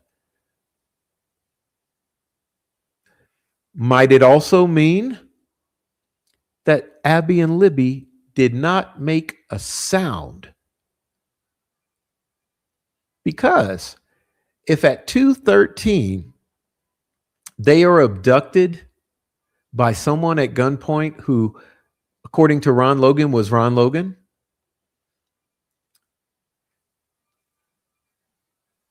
did Abby and Libby not make a single sound as Ron Logan ushered them to his property? It's very likely that they never even went across the creek, because had they gone across the creek, that would have been a lot of noise. What if their abductor, Ron Logan, merely walked them back to his house through the trail that goes right to his backyard at gunpoint, and they quietly complied? Meaning that while that family is down there at the creek having fun, throwing rocks and sticks in the water, while all the witnesses are walking the trails, they're seeing each other, they're seeing this one, they're seeing that one, they're smoking a cigarette on the high bridge, all this shit's going on up there on the high bridge and on the trail. This little family unit's down by the water. They don't see or hear anything until people start yelling for the girls after about 4 o'clock. So it'd mean during that 2 o'clock to 2:30 time frame, while they're there but preoccupied doing other shit, Abby and Libby get ushered away or secreted away.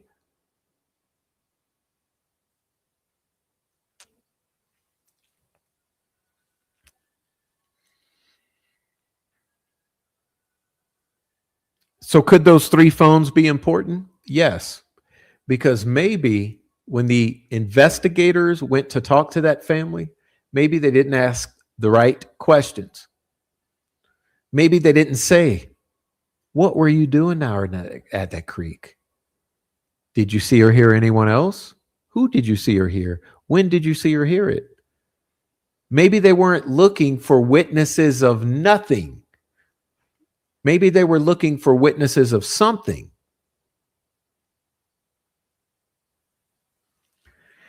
If those 3 witnesses saw nothing, that would be more exculpatory than had they seen something. Because if those bodies were not there at the time that they were there, then that's actually important. That is something.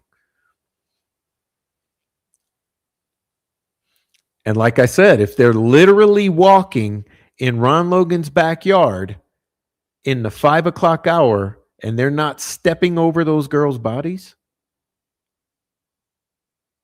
then they are witnesses to the girls not being there at that time.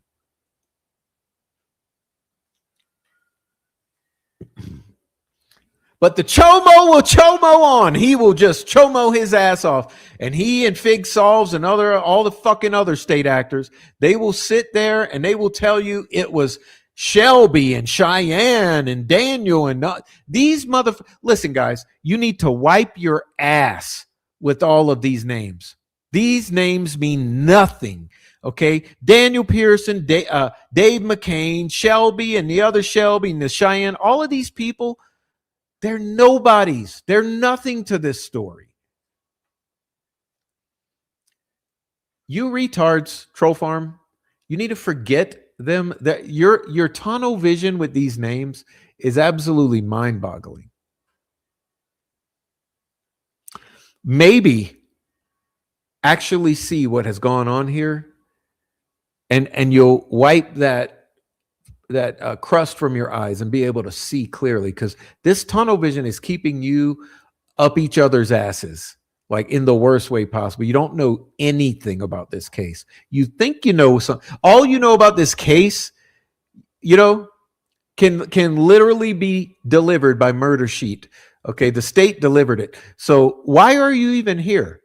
All you really should post on your community pages, go watch the Murder Sheet, go listen to the Murder Sheet podcast, go read the Murder Sheet book. If you just promote Murder Sheet, they've laid it all out for you. What you're doing here is just parroting the bullshit that we've all been fed these years.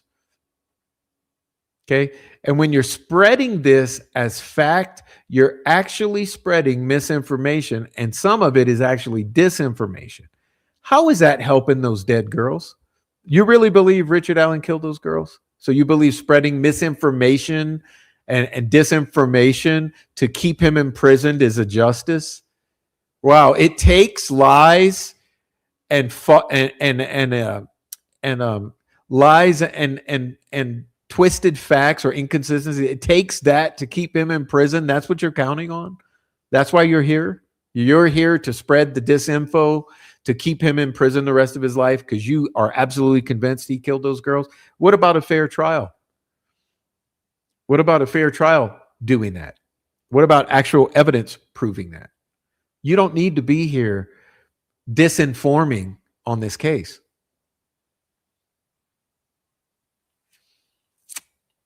Now,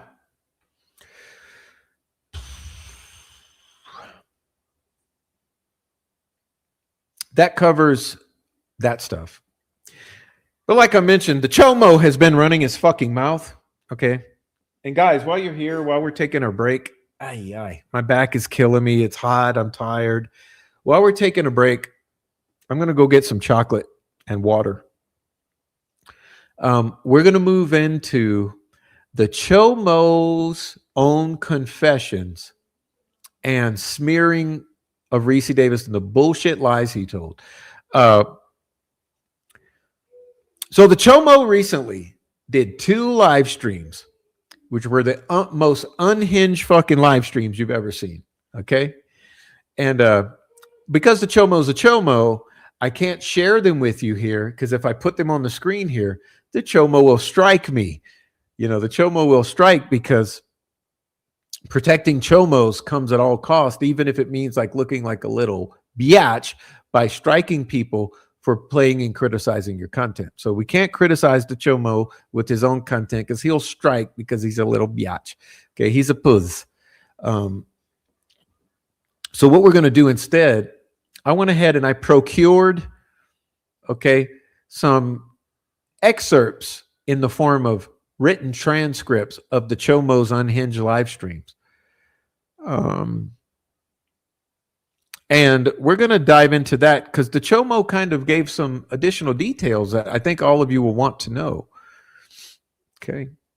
Thank you guys so much for being here. While I take my little 1-minute break to go refill and get some chocolate, please hit the like. Okay. Hit subscribe if you have not. We need new subscribers. Hit subscribe. Guys, a huge announcement. We're almost to 1 million views on this channel.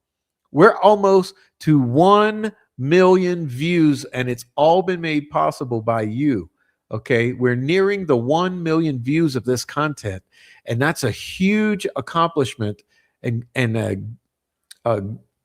goal that's been achieved for Richard Allen and for Abby and Libby. So please do subscribe if you're here, and also share the content.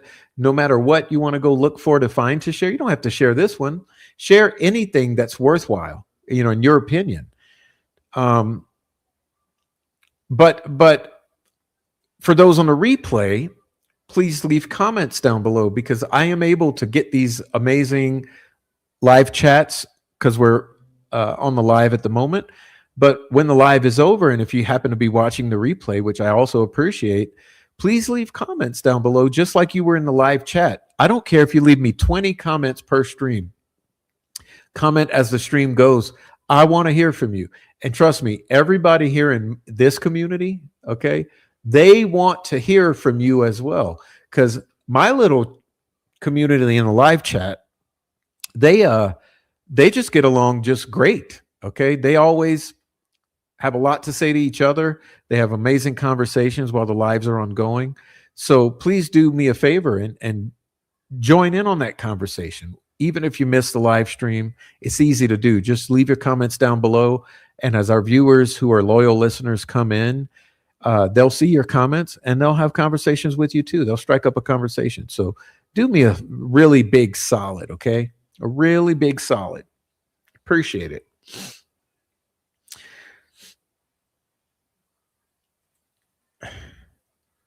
My channel has 30,000 views, says Mr. Bon Evade. Thank you, Detroll Patrol. Everyone, please go subscribe to Detroll Patrol. I don't know if Deb can link the channel, but in case Deb's not able to, you can just put in the handle at @_troll_patrol, at @troll patrol. Mr. Bon Evade.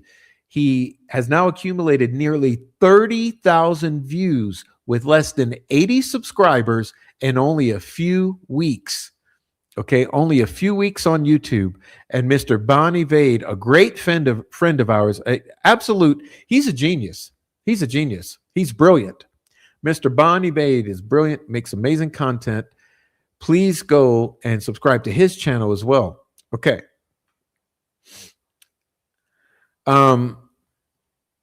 But I will. I'll be right back, and we're going to get into a critical analysis and reviewing some of the details revealed by the CHOMO and the latest two unhinged live streams. This is the Delphi, the CHOMO Part 2. More details and Ricci Davis facts. We'll be right back momentarily. Please get yourself a refreshment while I'm gone. Okay, be right back.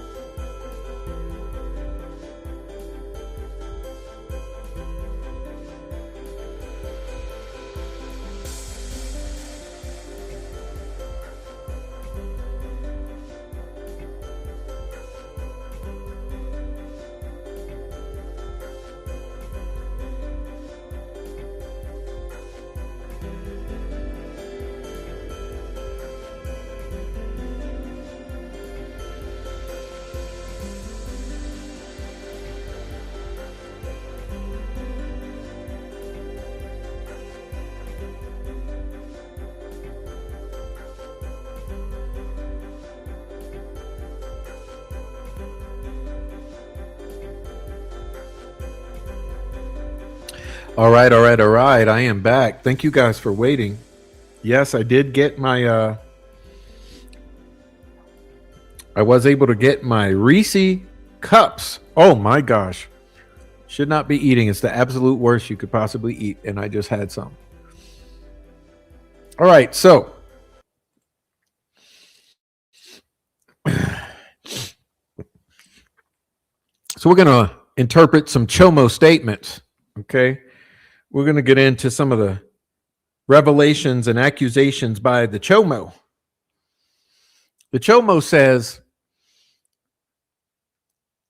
all right, I got to stop smoking weed, y'all. What up? Okay, I got to stop smoking the weed. All right. And he says,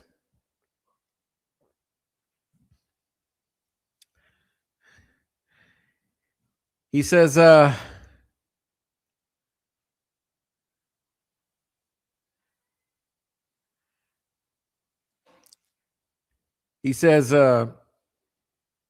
there's nothing to come after me about. I admit about the fucking paperwork, the single fucking piece of papers that you guys have fucking got. But once again, it never made it to trial. So there's no documentation, dumbasses. My mom taught me I learned on how what women can do to men. My mom taught me very well. She told me women are so deviant that they could do anything to a man and the man will get in trouble, even though he didn't do it. Even though he didn't do it. Oh, my God.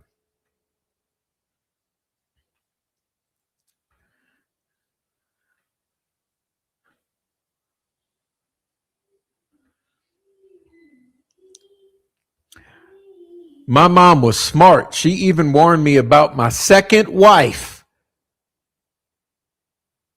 I keep fucking taking her ass to court over shit.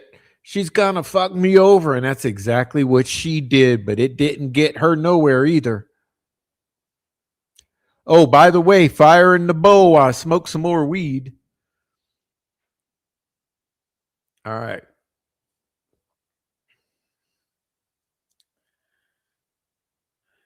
Oh, it reminds me about Ricci Davis, Miss Dirty Diana. You lying to everybody saying you and Ricci Davis got married. Well, that's a fucking joke because he's a ward of the state of Indiana. He can't get married in another state, so it has to be Indiana. Show me the marriage license. Show me some receipts there, Dirty Diana. Because if you can't, you're a compulsive liar just like Ricci Davis. Like I said, you guys could show a fucking piece of paper all you fucking want. Like I said, I ain't getting no fucking where. That's exactly right, Jinx, because I pulled it from the state of Indiana. There's no marriage license for them too. Period. He cannot fucking get married in another state. It has to be Indiana. He's already been married 4 other times.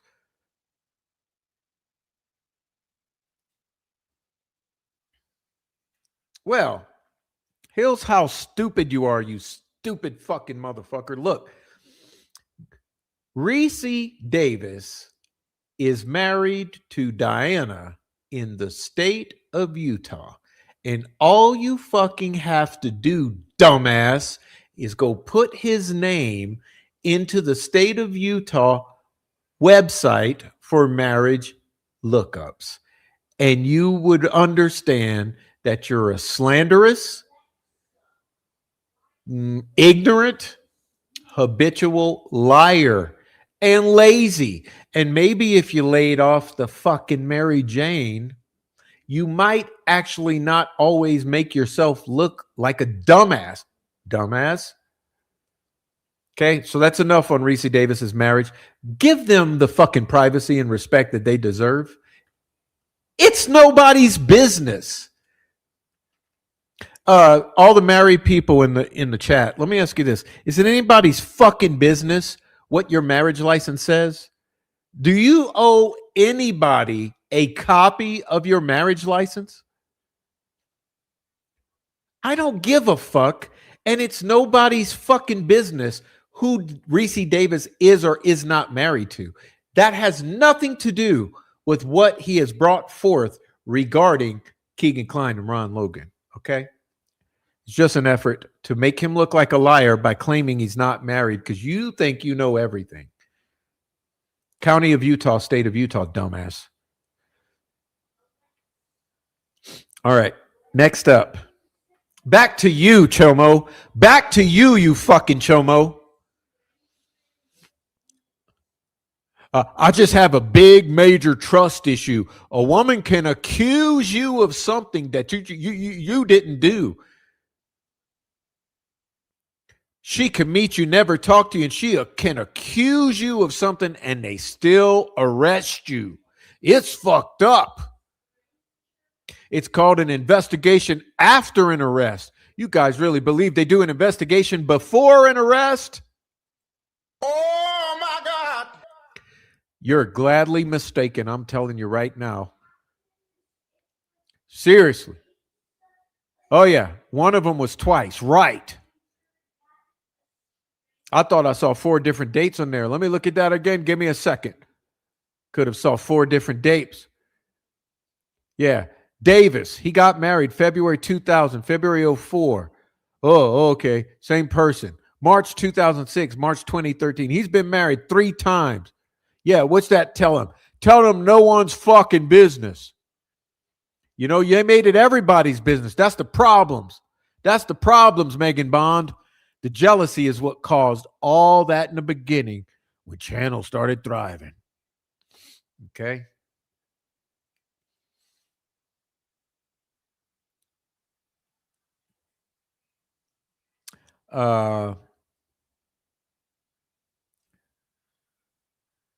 And we go into the more fucking slander. Here we go with this one.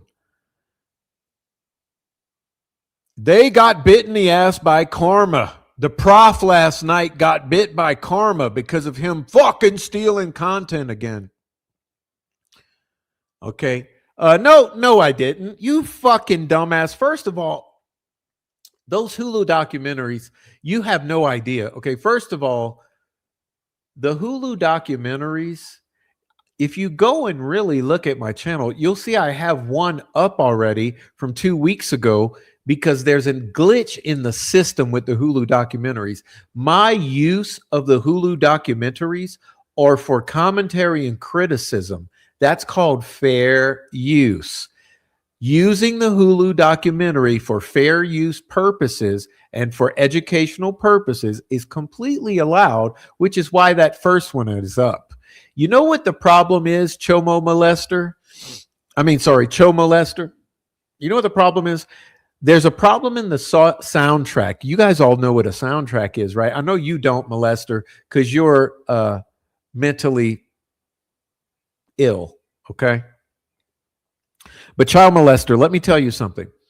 In the Hulu documentary, there's a score. It's like some violins and sound effects. It's not really songs, right? It's the underscore of the film, of the documentary. What has triggered the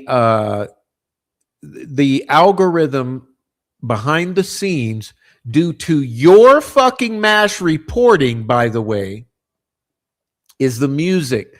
Because the little violin sounds and the little special effects, those are mistakenly attributed through Disney as a separate entity from the film, okay? So when I get clearance for the film portion, the YouTube system keeps, because of the MASH reporting you are doing, flagging my videos or live stream commentary because it's listening for the music after being MASH reported by the troll farm, and it's hearing that the music is identified as belonging to some music soundtrack.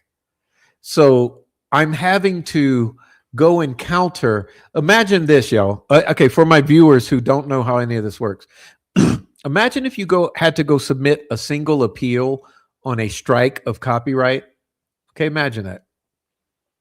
Now imagine that what's happening in these Hulu documentaries is for every live stream that's an hour long, there might be 20 musical excerpts that are all registered to Disney that are triggering the algorithm. So imagine if you had to go for every live stream and submit 20 counterclaims for every segment of music that's being claimed. Okay, so every single segment of music requires a separate appeal. It is still considered fair use because it's part of the content, which is the visual portion that I am using as a fair use exception. So where this is in a complicated scenario is it's taking the YouTube bots hours and hours and days to go and clear all of those 20 fucking song segments or soundtrack segments to every single one of the 3 live streams. So my 3 live streams, one of them's about half cleared at this point. So I would assume in the next 12 or 24 hours, it might be finished clearing those. And then the other one is just getting started ticking. And then there's a third one. So all of those Hulu documentary specials, they're going to take some time to clear through the system as YouTube figures out it's all fair use and that there's a problem in their algorithm. They need to make it a single claim for a single product. But unfortunately, since the musical element is separated from the audio visual element, for some reason, we're jumping through all these hoops. But the CHOMO thinks that I got copyright strikes from Disney and that I've got my karma and it's all worked out. Because look, let's be clear here. They do not want anyone seeing my live streams that are dissecting the Hulu documentary episodes, because that is extremely damaging as to what purpose that Hulu documentary served, which was shoving the state's narrative like a boot down your throats. Okay. They very well know that Hulu documentary was a bunch of bullshit, pushing and streaming the state's narrative. So they're upset that I'm over there dissecting it episode by episode. And, sorry for the announcement, Chomos. I will be completing the mission, and I still have about 3 more episodes to do. And I'm sure when I do those, they'll get taken down because you're all going to go mass report them. And then I'll have to spend a week fighting to have them restored. And they will be restored because it absolutely is legitimate, ethical, and technical fair use. Okay. So we can stop with the victory lap about the Hulu documentaries. Okay. All right. So enough said on that. Okay. Now, but he says, it's called a copyright strike. All those big platforms like Hulu, Netflix, Fox, all of them have that on their product. If you use their shit, you're going to get fucking caught. And that's exactly what happened. Okay. No, that's not what you don't know what happened, but I just told you. So now you're going to know. Okay. And then he says,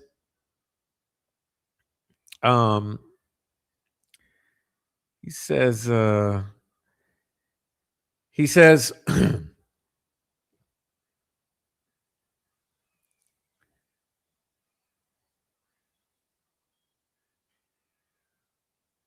he falsely accuses me of being responsible for the fake Holly Lowry obituary. Now, let's be clear here, dumbass. You fucking moron. You fucking kid toucher. You're a kid toucher. Let's be clear here, Chester, child molester. The fake Holly Lowry obituary. Okay? You got 3 candidates here. It was either written by Bossy or it was written by Holly herself. Or, as Bossy claims, it was written by Tom Frost. A secret she's held dear for 3 years. Matter of fact, maybe we should take a little detour.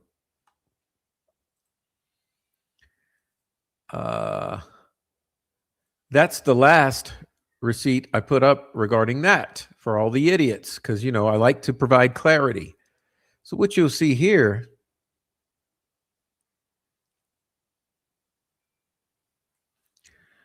I'm going to share this showing, let's see, where is it?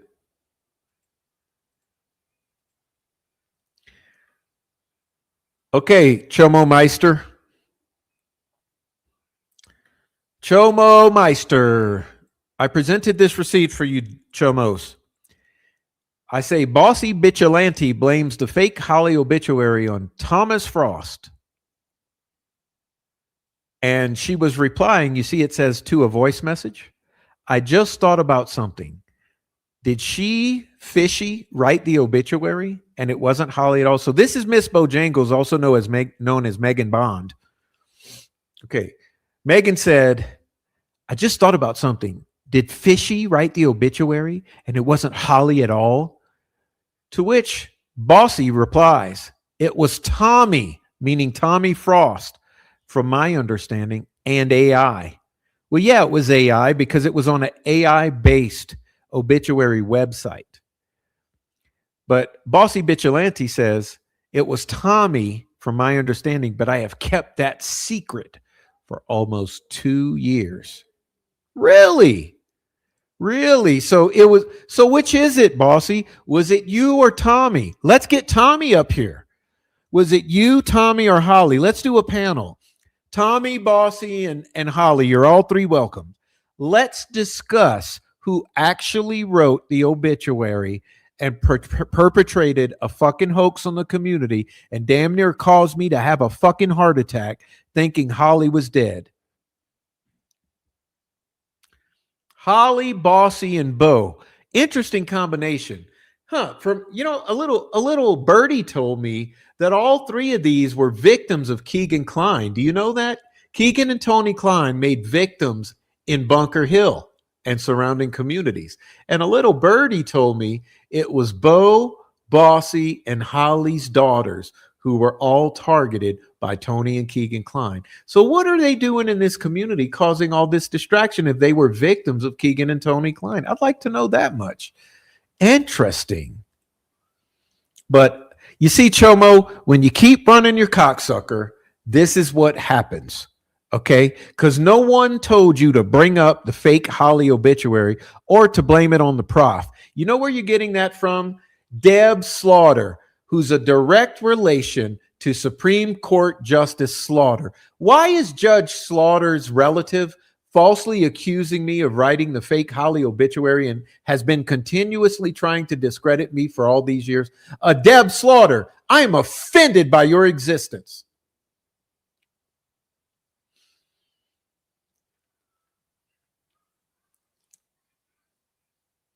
All right, moving on.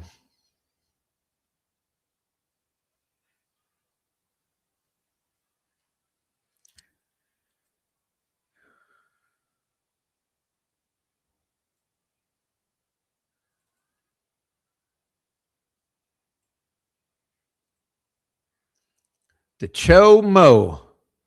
The Cho fucking Mo. You can't make this shit up, y'all.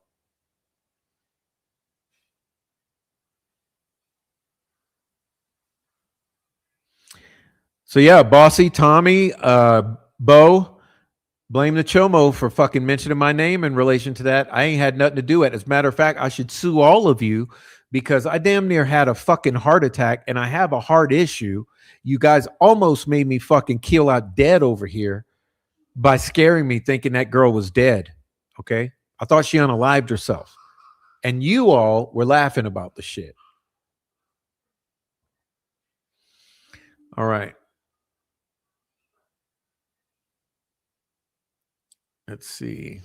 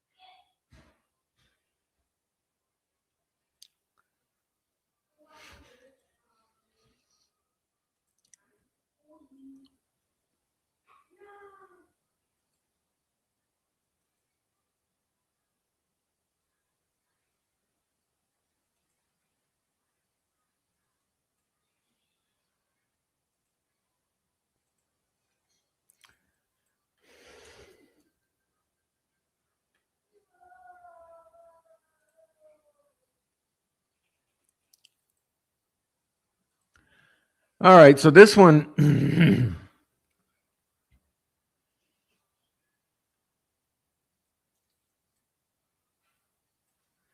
This one's about, I'm about done with this one. He goes on and quacks. Let's see. They make some quack, okay? They make some quack. But I want to move on to this other one. It's way more important because they're just quacking, talking shit, threatening people, constantly threatening me and Noe. You know, they're going after Peggy O. They're going after Ricci Davis. They're going after Diana. They're going after everybody that actually is doing good out here. That's who they want to go after. They want to target and target and target. Okay. They want to target and target and target and target. And then when you clap back, then they want to cry victim, like Jinx stank ass, right? You know why I published the article? Okay. Because you destroyed my fucking Discord. It's not a big mystery, right? You caused that. You caused that. How about you didn't do what you did and you wouldn't be crying about what you're crying, okay? Anyhow, I got to get this next one up, so apologize for that. Here we go. We got a far more compelling transcript to pull up. This one is really going to knock your socks off. Really going to knock your socks off, okay? All right. Really going to knock your socks off with this one.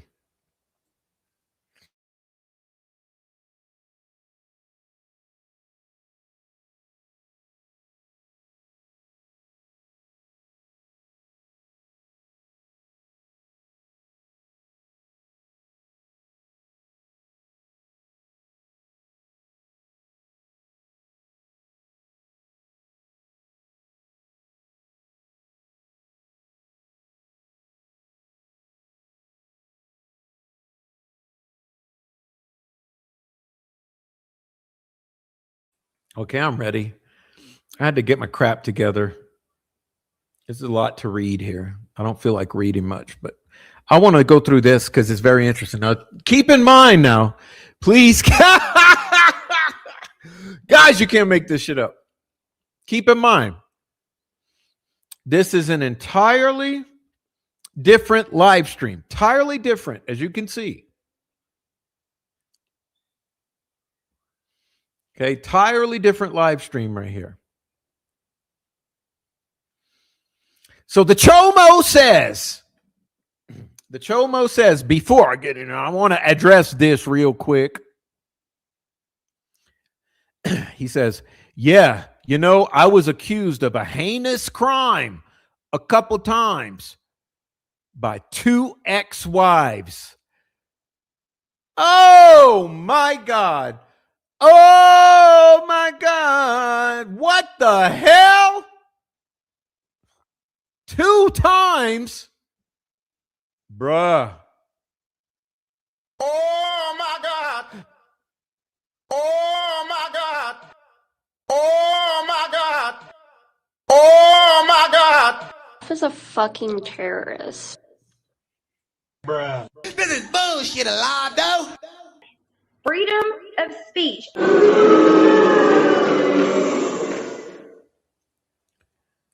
Oh my God. Oh my God.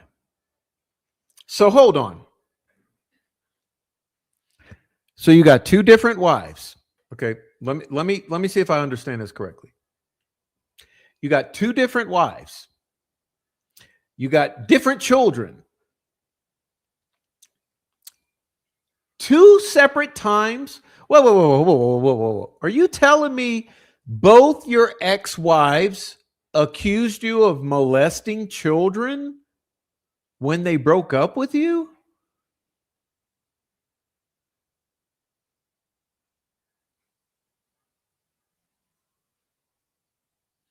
Hold on. How many times? Okay, let's say you got one. Okay, let's say in a lifetime, most men in a lifetime will never even find one woman who will be their wives, who they have kids with. And that woman then, when you break up, how many men in a lifetime have a single woman who accuses them of molesting their children?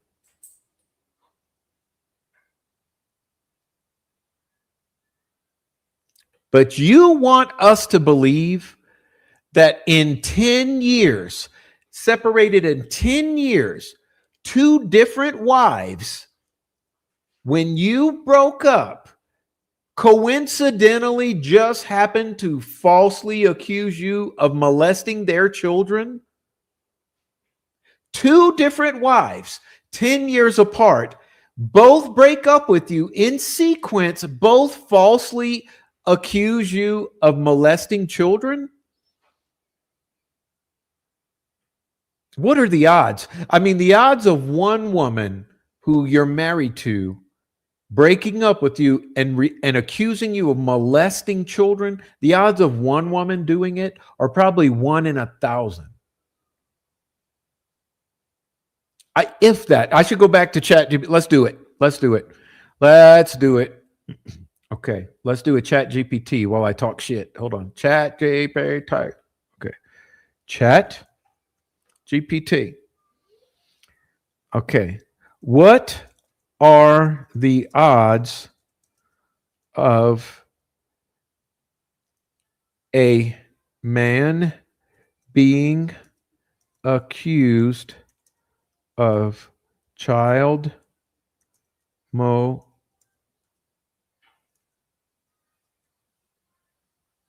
molestation by his wife?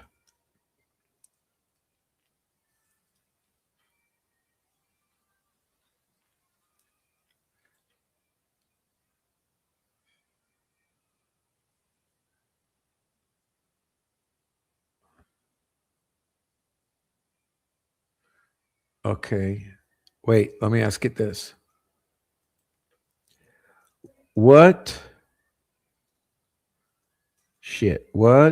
are the odds of a man being accused twice in 10 years by two separate ex-wives of child molestation?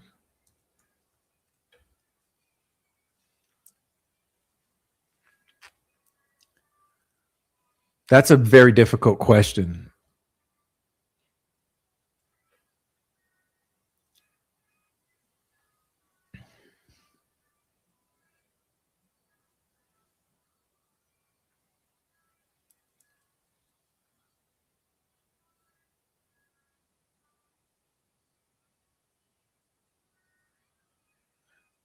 It can't even give me an answer. It's not giving me an answer. It's saying it's too hard. There's not enough cases.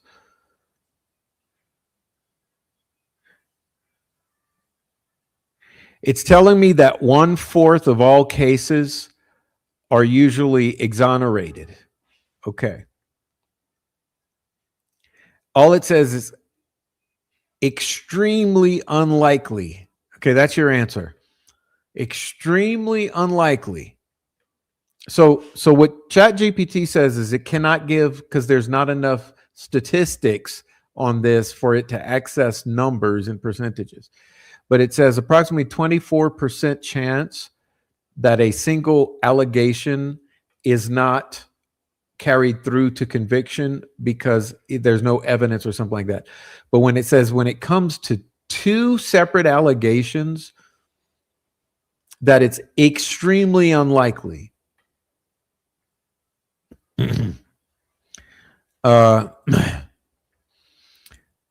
Okay, but back to the story. Okay, I'm trying to get this story. So he says,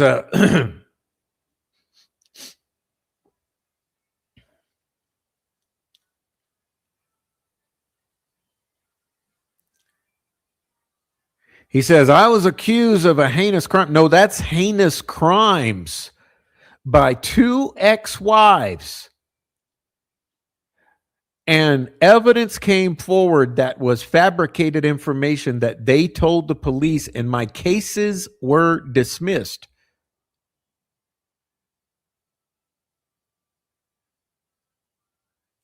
And he says, I talked to a couple good friends of mine, and they're females, and they agreed with me. Females have that kind of power when it comes to the judicial system.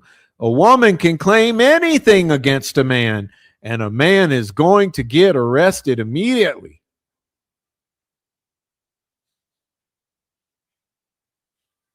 Oh, my God. Oh, my God. So you're telling me, Chomo, you're telling me that both your wives accused you of molesting your own children? What kind of women do that? Oh my God. Bruh, that is a hard pill to swallow.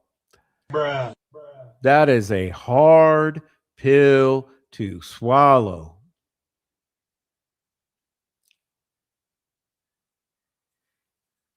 So I want to show something else. I've gone ahead and I published Frank Wessling's original post on the child molestation charges. Okay. And I did so because this has been lost to YouTube. This has all been deleted. So let me just take a detour here. The way this story all came about, okay? The way this story came about, it says, exactly. See, what Chomo is failing to say here that I will say to all of you, it's the prosecutor's discretion whether to bring charges or not. Regardless, though, probable cause was established. So if you've got probable cause for arrest for child molestation, there's some probable cause that had been established against the Chomo to arrest him twice over a 10-year period for separate instances of allegations of child molestation to the children of his fucking wives. All right, but let's get back to this. You see, Frank Wessling's original post on the verified child molestation charges and arrest of the loudest, most ignorant mouth in the Delphi murders, the official, unofficial spokesman for the family and confidential informant, the Chomo Meister. And you see, Art of Deduction, True Crime, Frank Wessling. He FOIA'd these documents and got them, okay, which shows that the suspect was arrested. And in this one, he shows the 2002 allegations within the documents, and he shows a Google file link to this one and the 2012, like I said, 10 years apart, allegations. Okay, and he links them here. And he says, allegations are there to check factual information. We made a request. It got provided. This is not slander, but it's called research. If the allegations are not true, then the provided documents are a case of bad administration. However, I doubt every count on this gentleman's name is false. But hey, we can all dodge the fact that the information provided is an official document provided by public information request. Okay? But I guess all the dates and timestamps in every single narrative and probable cause in this document are all false and not true. And then he shows additional documentation here, which is the return in the email to request for records to public access, okay, which was made March 23rd, 2024. And it says, you've requested access to the following case, Chomo, Class A felony, child molesting. That's 1, 2, 3, and intimidation. Okay. Then he shows, why isn't this one loading? He showed another one similar, okay? Then he says, however, Chomo has a rather interesting history, including allegedly beating up an inmate with 5 people. That's a gang beating, okay? So Chomo gang beat 5 people and facing accusations of child molestation charges, okay? And he says it's extremely distasteful and rude in a case where 2 teenagers were brutally murdered. Having those classified expunged charges, which still do exist regardless of their classification, kind of makes you just want to vomit. Okay. And then this is a Judy Records public reference to the 8/27/2002 child molest. This is 301/2012 child molest intimidation. And this is Kevin Charles Murray. Please be advised that pursuant to the direction of Chief Deputy Roney, that the captioned matter is subject of an internal affairs investigation by the Marion County Sheriff's Office. Please direct any further inquiries to the undersigned, Kevin Charles Murray, Legal Deputy General Counsel, Marion County Sheriff's Office. Okay? So, all of that because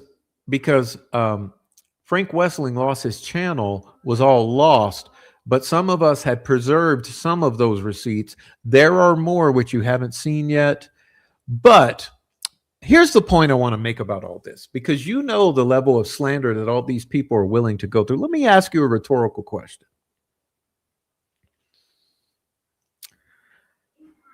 I'm sure you've seen these chomos running all around the YouTube streets insinuating that I have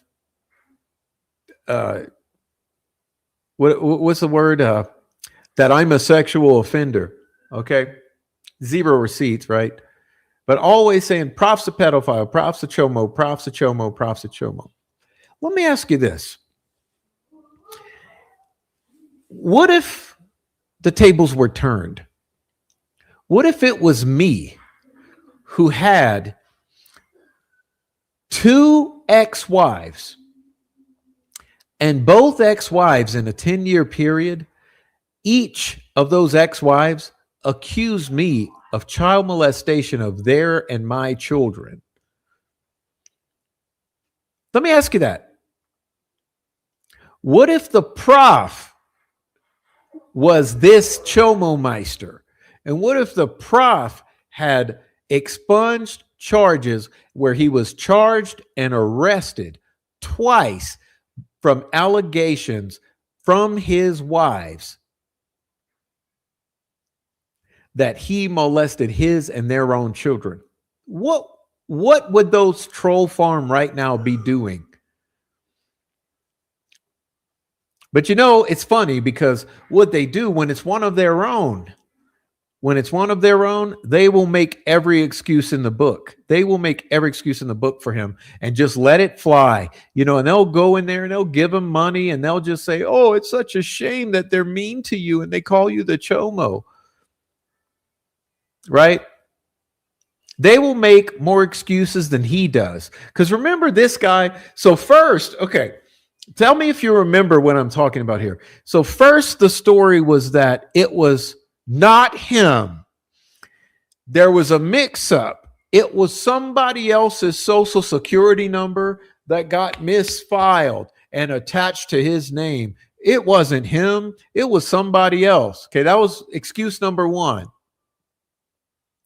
Excuse number 2 was it was a clerical error. Clerical error. Can I get a clerical? Look, let's do it. Let's say clerical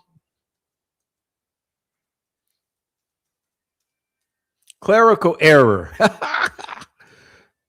That was excuse number 2. It was a clerical error. It was a clerical error. It was a clerical error. Really, a clerical error? Clerical error implies that it was a mistake by a clerk or a secretary, and that nothing about it was true at all, right? Nothing about it. And what was the third excuse? That girl lied. That girl lied. So the third excuse that Charles, shout out to Charles Godwin, which, you know, we know it's Warner, but Charles Godwin said, yeah, Chomo told me that girl lied. That girl lied. Who's that girl? The wife? The wife? That girl lied? Well, that should be plural. You mean those girls lied? So which was it, Chomo? Was it was a mistake that someone's social security number got confused with your name and then their charges got attached to you? Or was it a clerical error? Or did that girl lie? Which excuse was it? Because it seems to me, based upon all the documents that have come out and based upon your recent confessions here, that no, you were arrested, and you were charged twice over a 10-year period in 2002 and 2012 with child molestation and intimidation.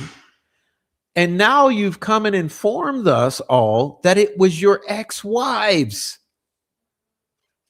So which story is it? Was it that the ex-wives fabricated information that was compelling enough to convince law enforcement to establish probable cause twice?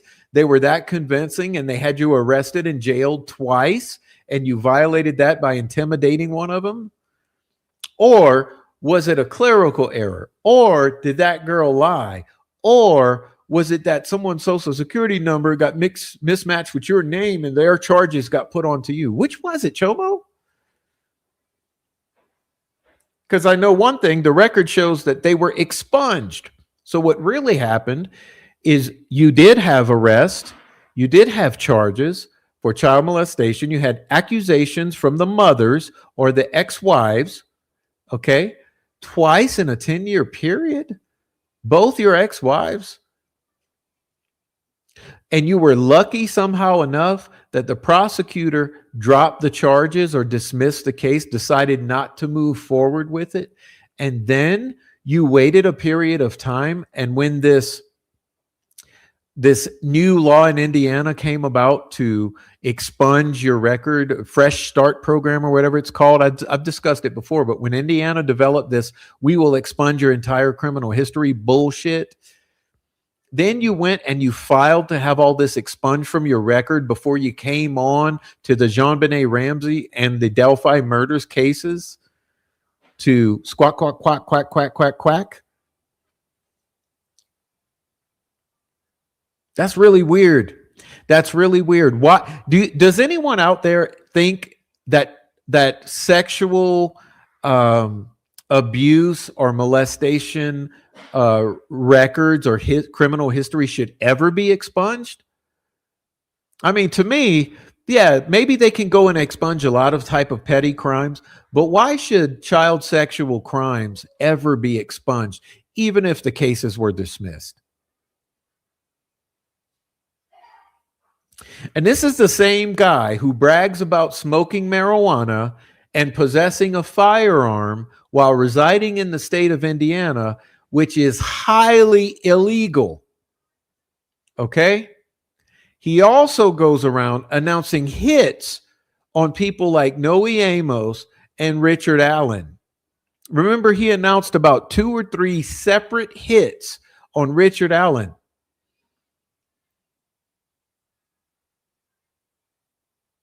That's the CHOMO. This is who's doing all this. This is who we're talking about.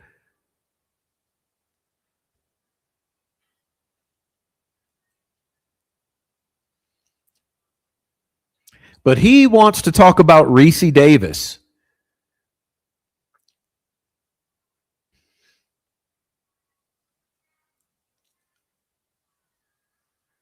And he says, Ricci Davis, a person who got 50 years in prison. I'm going to pull up his rap sheet. 14 convictions. He's been charged 14 times and convicted 14 times. Ricci Davis.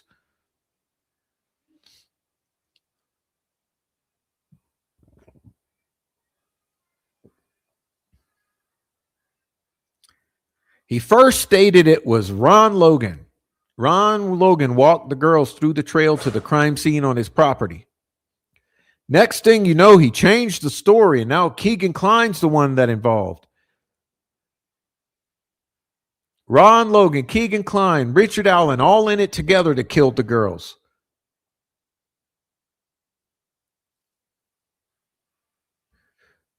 This is just what we all talked about over the years. Troll Farm, when it first came out, these 3 specific things. But once again, a good friend of ours, Fig Solves, you know, he's a business analyst. He breaks down everything. And we also, he picked up on Ricci Davis too. You know, he breaks down everything in detail. So let me go ahead and give me a second. And then he reads through all the bullshit I just went through with you. Okay.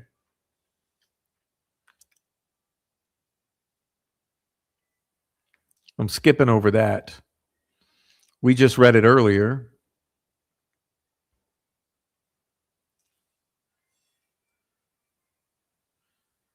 Um,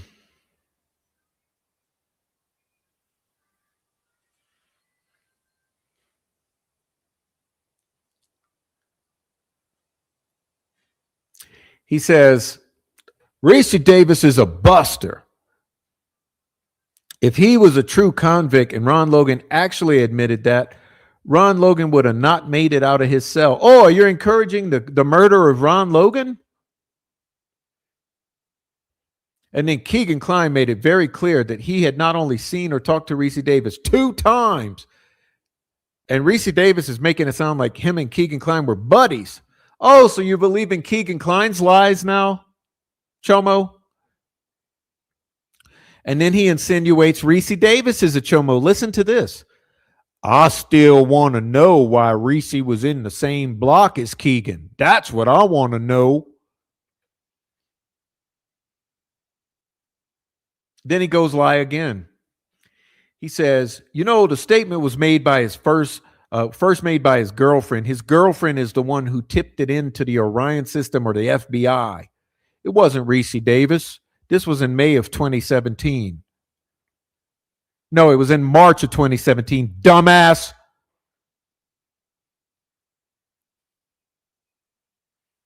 And he said he took a polygraph, failed tremendously on everything he said. He failed. False. He never had a true polygraph. Diana has already explained exactly what type of interview that was. And they've gone and deleted all the records of it, by the way. That should tell you something. But he didn't fail tremendously. Okay, he suffers from Tourette's and he was tripping out from being screamed and yelled at and accused of doing it for money when he never asked for money. But he said, he's just trying to make a buck.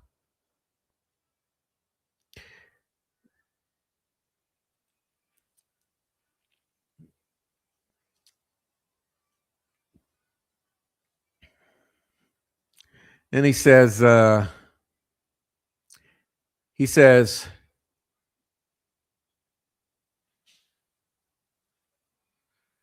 it was considered hearsay on what he said about Ron Logan. Anyway, you cannot use testimony from someone. You cannot question the person as being accused. Hearsay. After a man's dead, you're going to come out with this fucking shit? Give me a freaking break. 2 years after your man dies, you're going to come out with this crap? What kind of crap is that? His track record proves he's a liar, a fraud, and deceit. Okay.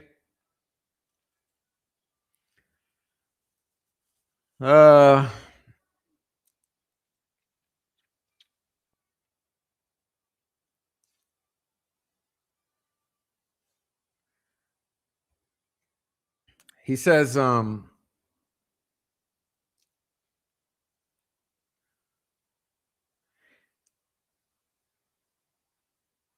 says, I guarantee it's appeal time and it's gone in front of the Supreme Court. There's a lot of attention on the case during that time. And I know it's going to happen with Delphi. All the news stations are going to talk about it, everything. So I might as well just get back on it right now for the time being until the whole damn thing is over with.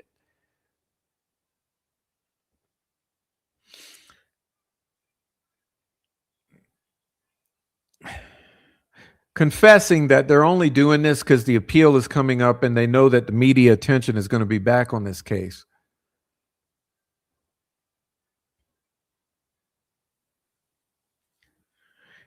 Then he says, they ran a geofence, figured out everybody's phone was out there except for Richard Allen. What a coincidence. Richard Allen's personal phone wasn't out there, or he didn't have, he was using a phone and didn't have service like AT&T, Verizon, He was just using a burner phone.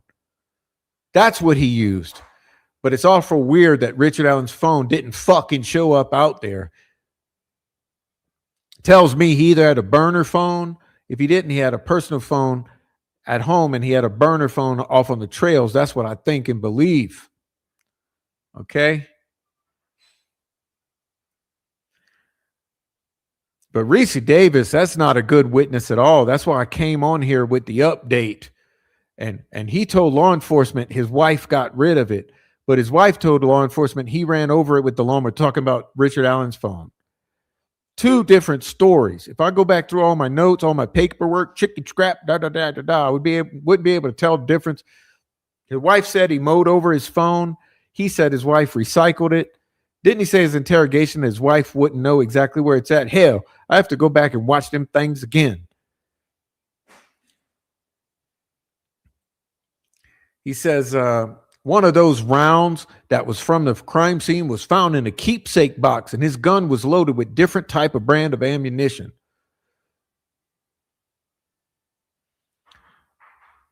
But when that subject comes up, I get sore about it. The Ricci Davis, I don't know. All I'm hearing is they got excuses for excuses.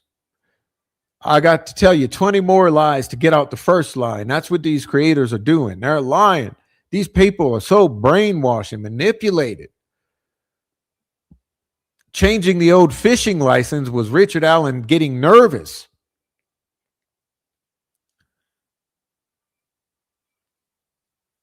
But it's not his final appeal. It's his first appeal, September 21st. Oral arguments. Okay? So I'll upload the court docket and we'll watch it here. I'd like to know who got rid of the phone, Richard Allen or his wife. I tend to believe Kathy more in that than him because she got caught up in a mix. She didn't know what the hell was going on. As you can see, when it came to him being on the bridge, and he told her something different. I think she was telling some truth, but when it came to the phone in the situation, with her question about interrogation room, you know, karma, karma, karma, karma, karma, karma. Makes you wonder, because after all the years before he got arrested, the amount of time she saw that video, heard the voice, it would make me think, is that my old man? And I'd have been suspicious the whole time. I'd have been suspicious. How does it cross your mind? Is that my husband? And if it's my husband, what if it is my husband? Who says there? You know, like that jackass. Okay. Oh, and then he says, Prof is Vincent. Prof is Vincent. Prof is Vincent. Vincent? You fucking dumbass. You are the most ignorant, brain dead motherfucker in this entire case. Dude, Peggy, Noe, anybody out there? Am I Vincent? Vincent who trolls me. You guys wouldn't fucking believe the shit I put up with Vincent. This is how fucking stupid this guy wants to come out here and claim that I'm going. Look, faggot, I'm not going in your chat ever. I don't argue with idiots. I don't go participate in your platforms. I don't even watch your bullshit. Okay? When you talk the shit gets sent to me. And I go and download it immediately to not give you a view. Instead, I download the link and then I read the transcripts. I don't want to hear you, see you, or give you clicks and views or participate in your channel. I'm definitely not going in there and arguing like a troll with you. But you guys want to talk about Vincent? Let me show you something about Vincent. Like, this is how ridiculous this is. Vincent, you see that? Prof farted. Vincent. Let's see. Will it scroll? Okay, come on. I've been tracking Vincent. Vincent, look. What is this one? Vincent. What is this one? Another Vincent. Vincent. What is this one? Look. Vincent gets timed out. Vincent get timed out, hidden and timed out and blocked. Okay, what is this one? Let's see.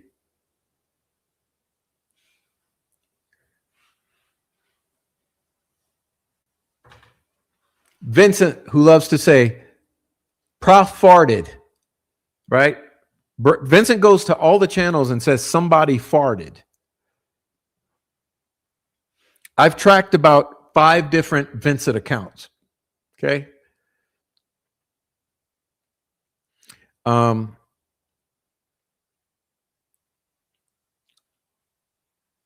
let me do this. Hey, Noe, just a minute. Let me talk to Noe real quick.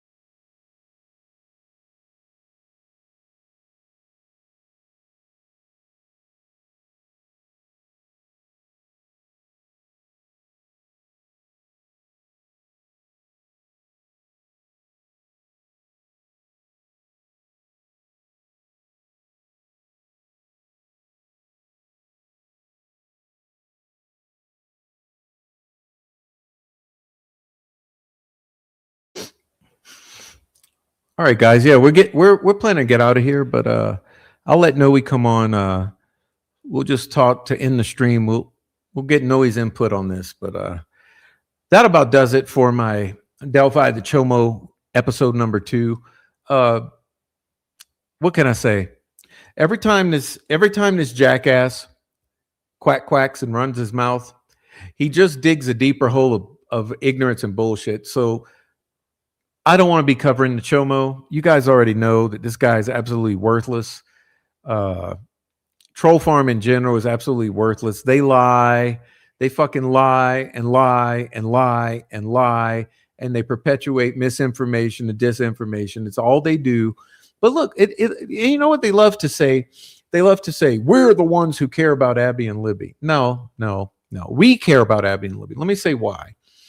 The only thing I care about here is that the truth be discovered about what happened to Abby and Libby, because that's true respect, not railroading some guy just to bury the case, not coming out here and lying and twisting things to try to make the guy more guilty so it stays in prison forever, not having to incarcerate the guy as a pretrial detainee in solitary confinement for a year and until he goes berserk, and then try to use that against him. Like, none of that is justice for Abby and Libby. What really would have been great is an actual fair trial. What would have been great for Abby and Libby? Okay, let's say on one hand, if Richard Allen was indeed guilty, you know what would have been great for Abby and Libby to put a to put an ending to this? It would have been great had you had actual probable cause to arrest him, if you had built an absolutely rock solid case against Richard Allen, if you actually had witnesses identify Richard Allen, and if you had confessions from Richard Allen that were the product of a rational, willful intellect and not made under a period of distress and psychosis. So if you had all of that against Richard Allen, and then you took him to trial, and you produced a convincing, amazing, compelling trial against Richard Allen, and if you could have played that out on media, so the entire media would have broadcast this trial of Richard Allen to the world, and you would have had all this compelling evidence, and you would have convinced the world that Richard Allen was guilty beyond a reasonable doubt, that there was compelling evidence he was actually the lone wolf killer of Libby and Abby, and the world was convinced as such. You know what would have happened? Everyone, including myself and my friends, we all would have shut the fuck up. We would have celebrated, and we would have said, thank God that the killer of Libby and Abby was caught and convicted. And we would all have celebrated. We would have said prayers, and we would have let this go forever, because we'd be so glad that the Delphi murders is resolved and completed. That's what would have done this. But the way that this was done, when there was not even probable cause, when Judge Diener illegally signed his own safekeeping request, moved Richard Allen into the hands of the DOC, where they had a prearranged setup to put him into Westville, where they knew they could torture and abuse him for 13 months. And then they went plant evidence. They went change witness testimonies. They coerced witnesses to change their stories. They disregarded the sketch. They prevented any defense. They put a fucking wall of secrecy around this proceeding and had it all in the cover, under cover of darkness. They had all these questionable things ensue regarding all the YouTubers, all the lies told about the different things that played out during the course of the lead up to this trial and during the trial. You had the flimsiest fabricated evidence in the world. You had to literally torture and abuse and drug the man to get him to even agree that he did anything to these girls. You literally railroaded him through the system. You provided him no defense whatsoever. And even the defense attorneys themselves woefully failed, right?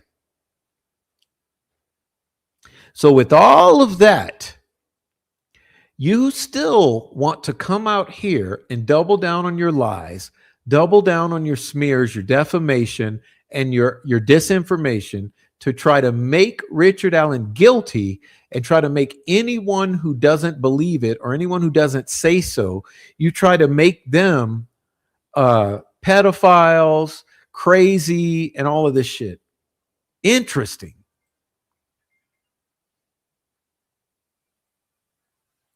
Hey, click the link, bro.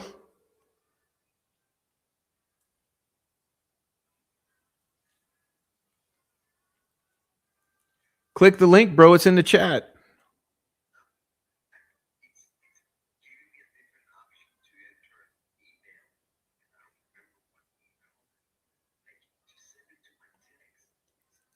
Well, bro, it's way harder for me. I'll do it this time, bro, but it's harder for me because I gotta stop everything I'm doing. Hold on.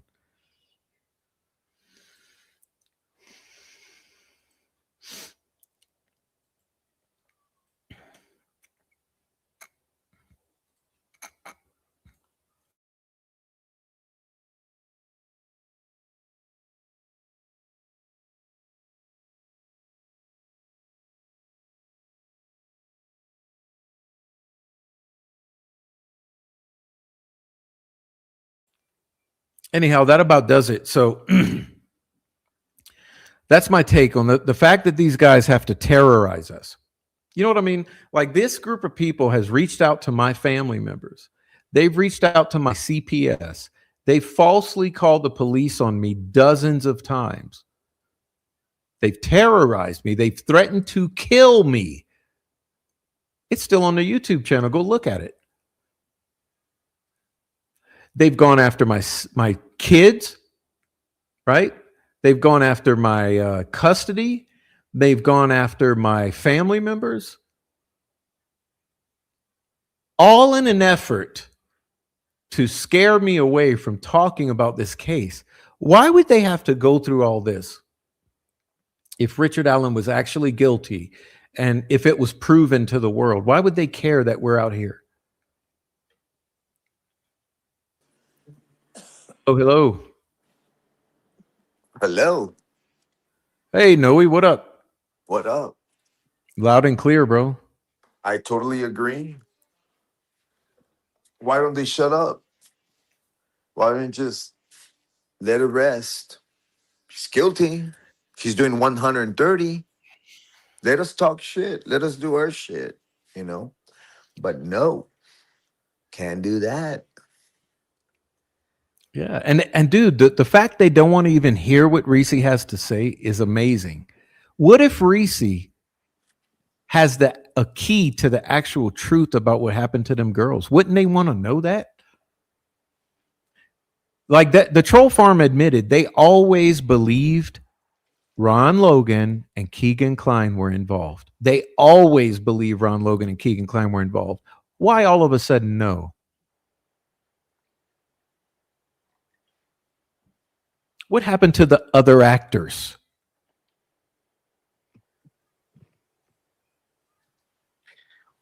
The higher ups got a there's some kind of red flag, something that alerted them to say, okay, drop that shit right now, and let's find another way out. Drop the other actors. Yeah, we're going with Mhm. lone wolf perpetrator now. Yeah.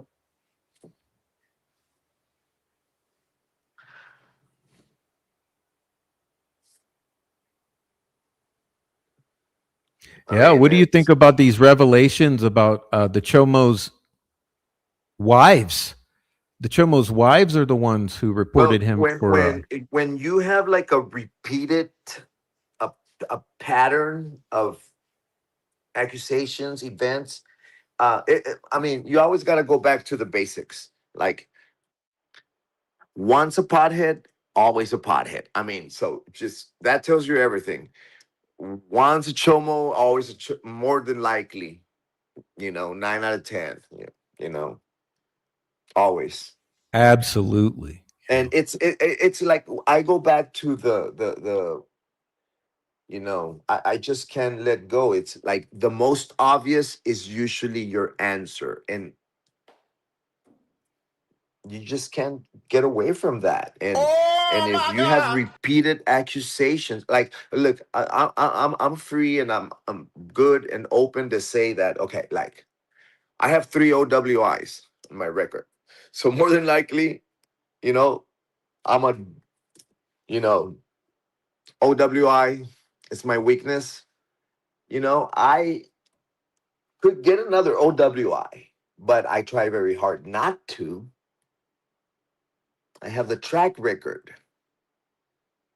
Well, if you have the track record of chomoing and 2 wives, allegations, you like Maury Povich said it. You are the father, right? So you are the chomo. It's like there's no other way around it, Prof. I don't know what else to say, man.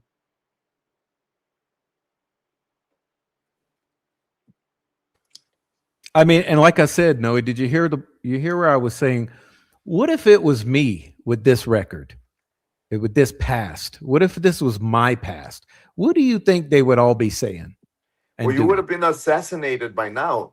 I mean, you know what they do, um, and you have a clean fucking ass record. So imagine if you had one accusation or you know, you would have already been assassinated, bro. Which you are already assassinated, but you know, with a clean record. And these assholes, like he's got the track record, he's got the looks, the name. I mean, who the fuck calls himself a Meister and the Meisters? I mean, what the fuck is that? It's just some weird shit. I mean, when you have a fucking monster as your profile picture and you are a monster and you are an accused child molester, so you fucking probably are a child molester. You probably did commit those acts. And I mean, and okay, and if you didn't, then why the fuck are you whining about, the getting them expunged and suing the county and quack, quack, quack, period.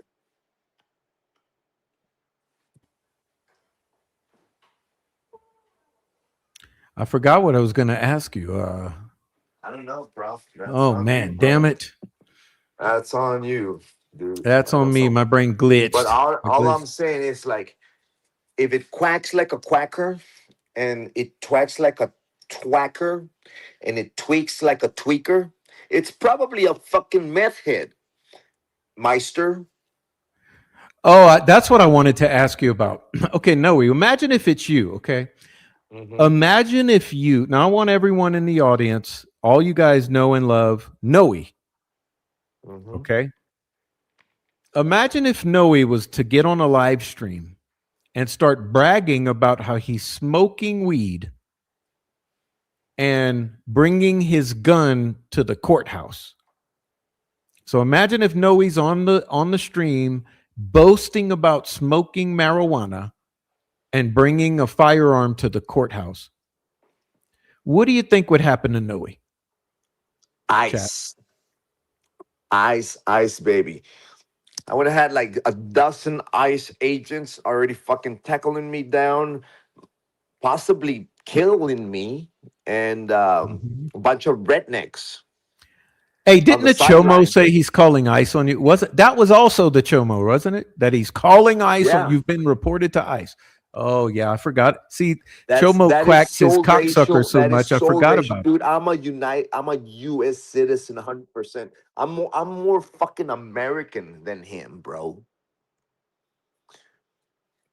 You know, and that is so racially fucking wrong. Uh, Well, apparently he also hates women, dude, because did you hear how he was saying that women can get away with everything and they can accuse anyone of anything and the cops don't even investigate. They just go do it. I mean, these women belittling are just women, nothing but trouble. belittling women. Uh, you know, uh, racially profiling. He is makes up a lot of like he's a liar. Certainly a liar. He's like so many times, and also he's like incriminates. He keeps incriminating the world. I Well, mean, yeah, Becky he Patty, incriminated Brad Brad Weber, Weber. right? Uh-huh. Hmm. And He remember incriminated himself. when he said that he knew people on the inside who was gonna carry a murder for hire to assassinate He incriminated inmates who Richard were going to do Richard murder for Allen. hire on Richard Allen. But he Which knew thanks, the bro. You got father. Richard Allen out of He, Indiana. okay, Good job. accordingly, he knows the father of an inmate who was inside getting ready to carry out this murder for hire, and Becky Who's the knew. inmates who kill people that you know, Chomo? Mhm. He's an idiot and a half. And according to Rick Snay, like, we all know he smokes weed, but according to Rick Snay, he sells crack out of the Gables. According to Rick Snay, Cells? sells Oh my crack. God. Yes. Oh yeah, yeah.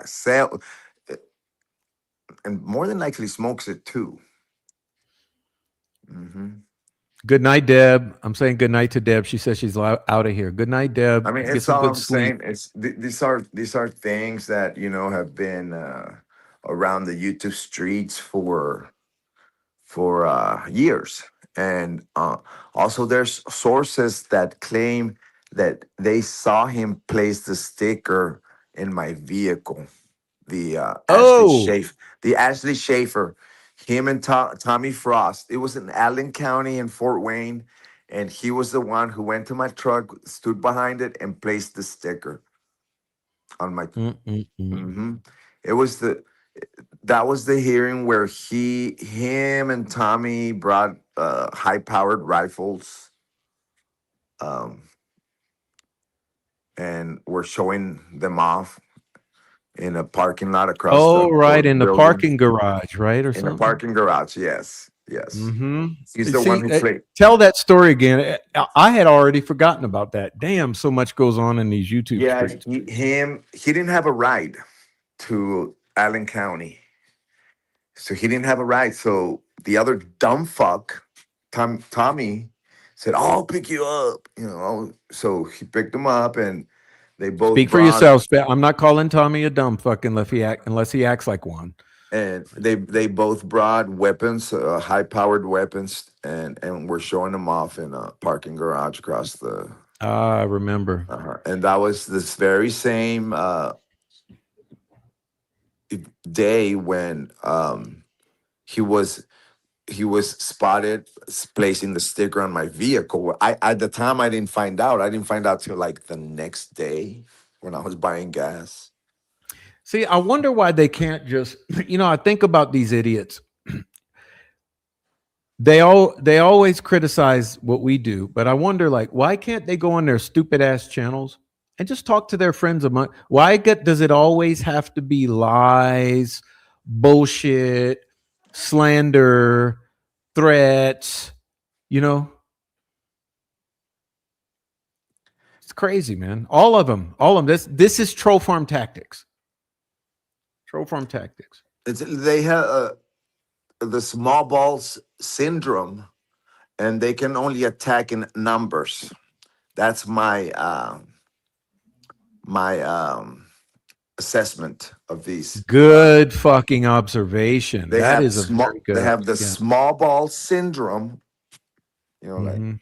he's They're got like small coyotes. Okay, they're He's like got coyotes. small balls. They're little tiny Rick's small got ball small creatures. balls, tiny They gotta small attack in balls. packs. Where Ugly you and I, small we're like balls. werewolves. You know, He's we're got- lone wolf perpetrators out here. You know, we're But badass. Rick's got the smallest Prof is a balls fucking of them all. terrorist. I mean, we already said we already went through this in 2023, man. Had a disagreement. Rick is cool, man. He Mr. Smalls knows that him and I are cool, but he knows that I'm speaking the truth. And No, him and he's a I- Dropbox defender, a pedophile Well- protector, a Well, Keegan Klein and lover. that's the one thing that I Mhm. really want to debate with Rick is the we'll just save it for a rainy day. Save it. Yeah. Let me ask you this. What do you think about the changing of the story? You know how they say when someone keeps changing their story, they're lying. Okay. What about the clerical error versus that girl lied versus it was someone else's case that was attached to mine versus now it was my wife's, but they made it up.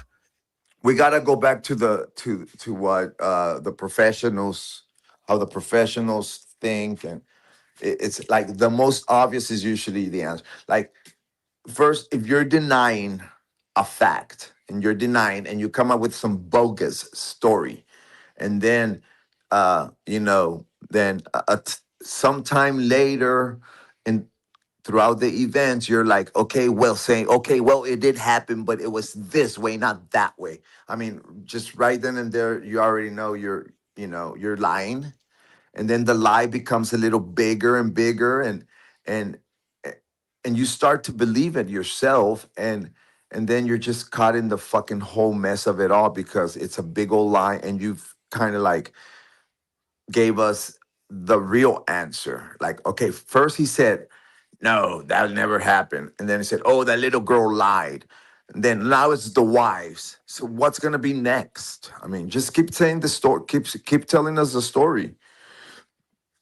What it sounds like is like he was married to some lady, he was an abusive husband, and he more than likely did something for this little child to cry. To make I think he made the mothers uncomfortable and accuse him of what the claim is child molestation twice, if not more. We don't know. We know of two two different women, different children, different years. It's I a mean, pattern. this is looking like a pattern. This is a pattern. This is not, oh, the little girl lied. Well, first you said it didn't happen. Then you said, well, they tried it, blah, blah, blah. And, well, the little girl lied. Well, come on, keep telling us the story. I mean, I heard Mr. Bond the other day. He said, Mr. Bond said, I'm not buying that dirty pig. Yeah, Mr. Bond is brilliant. He's brilliant. Absolutely. Absolutely. What a great genius guy. Genius. He did this amazing footage the other day at the Wayne Street Bridge and in Tony Klein's backyard. Yeah, that was 67 classic. Canal That Street. was just classic. Like impeccable footage. Impeccable. Yeah, and Mr. Bond is I agree with you. He said it nice and clear. Is usually it is what it is. Mr. Bond is just brilliant. What did he say? I forgot. Oof. I don't know. Mr. Bond is he's always knocking it out of the park. And I love how he goes to these hearings. So every time you have a hearing, I've noticed that Mr. Bond goes for footage, and he hides out in the parking lot and takes footage. Yeah. And Mr. Which Bond is- called me today. Okay, and he told me that he got footage and witnessed several individuals stalking and filming you exiting the courthouse. So I thought that was pretty interesting, but I hadn't let you know yet. But that's what Mr. Bond informed me of. Yeah. Okay. I want to see that. That could be useful because I was not aware that people were stalking me right after they were told not to. Right after they were told not to, they Right. stalked and filmed you leaving the courthouse, even though you waited 30 minutes to come out. Well, Hey, key point that Matt Pate is making here. You know, speaking of the CHOMO, there's another, like I said about the UK CHOMO, the Tony Klein of UK, or Keegan Klein. I'm sorry. Are you talking about Gibera? Francesca. Francesca, who is the literal Keegan Klein of West Midlands. It's funny because he's also not allowed to see his children. Gibera. Yeah, he's also not allowed to see young children. It's pretty interesting. Oh wow, that is. He kind of looks like Keegan Klein. He kind of resembles exactly like the resemblance. Oh, that reminds me of there's one more thing, guys. The UK. I'm so glad that Noe came because he's able to keep me on track here. He's reminding me that I forgot a very important news item to share with you guys. Let me pull that up. This is incredibly compelling. Let's see. I'm going to get Mr. Bond. I'm sorry, Mr. Noe's reaction here. Let's see. Share screen. Okay. Share screen. We're going to do share it and see. So I made a post 4 days ago of this breaking news. It says, well, wouldn't you know it? It seems like my gaydar was 1000% accurate. Apparently, Franny likes trannies. I knew there had to be a reason this sociopath was so abusive to women and so obsessed with everyone's young male children. Apparently, he has more in common with Randy Gravett than I initially thought. Not only are they both morbidly obese and lower mentally functioning trolls, but it looks like they are also both sexually dysfunctional weirdos. And Pinterest has busted them both. I mean, at least Randy likes to look at nursing mothers, you know, the milkmaid. Whereas this guy is obsessed with young men who dress like women. Tisk, guys, busted. Of course, he's going to say this is not him. In fact, he's already removed. Oh my God. He's removed his profile pic, which is exactly the same one he uses on his other social media. And he claims the messages to Valerie are also not him. But all of this is tied to his own email address. And here's the Frank W. Gibson 2 Pinterest account, which shows some young men in their 20s, approximately 20 years old. There's a bunch of young men that are dressing like women, and it says transsexuals and shit.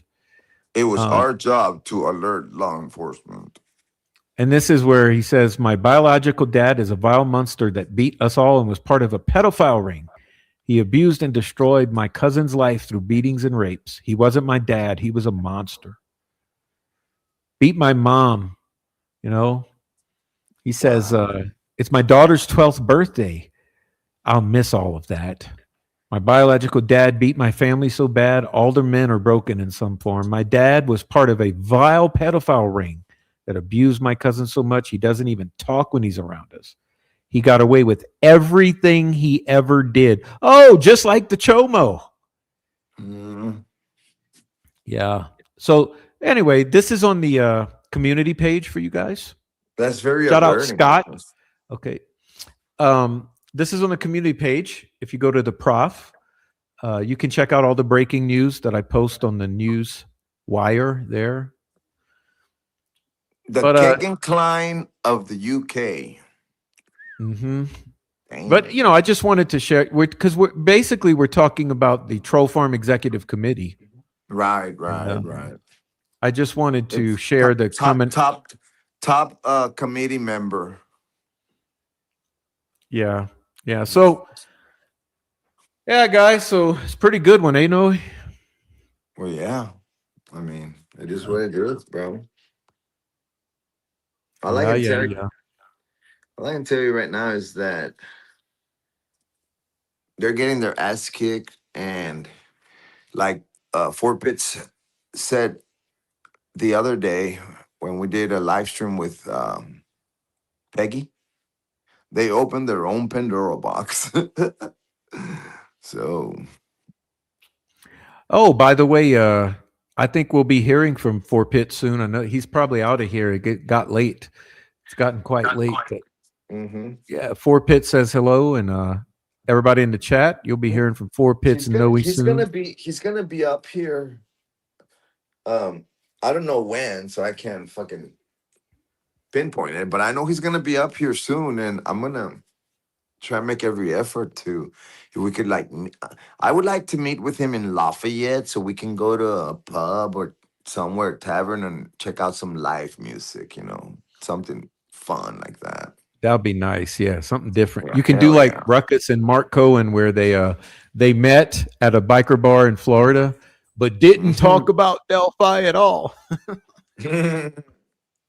No, I mean, there's nothing to do, and I'm banned from all of Delphi. I can't go nowhere in Delphi. Well, you're Bon Evade. I mean, you're gonna have to be like Mr. Ben, that brilliant guy. Yeah. Well, right now, really, the one thing that I'm hiding from the most is ICE. I don't want to come across, cross their path, and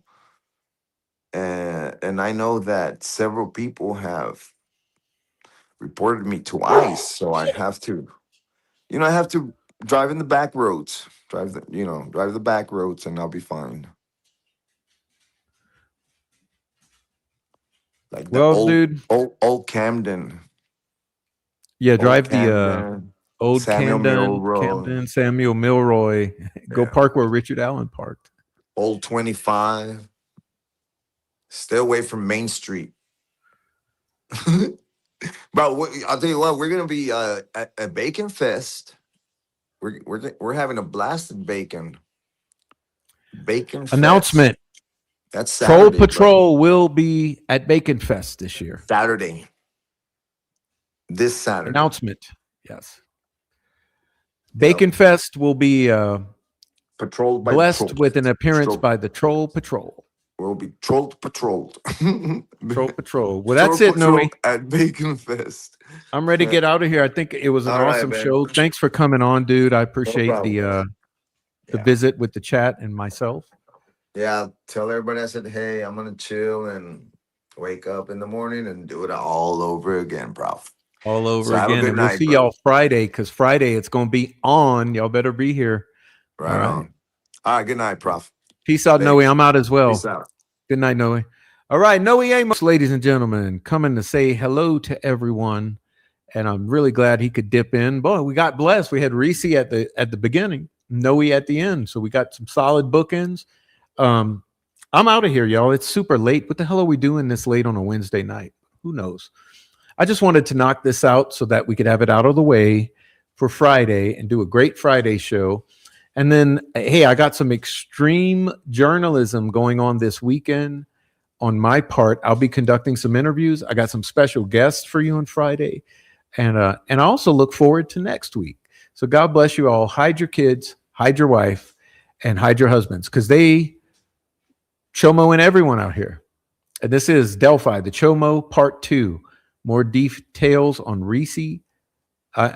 More details on the CHOMO Meister and some Ricci Davis facts. So God bless you all. I love you. We'll see you later. And until next time,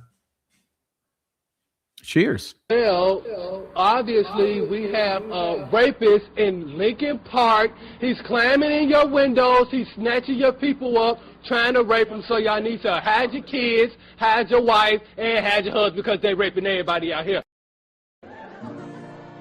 Thank you. Let's have a good time.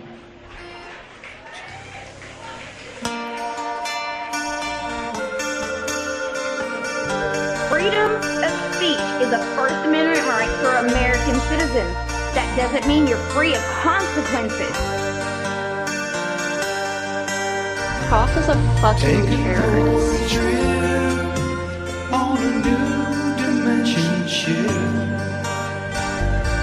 Taken for a ride over to the other side.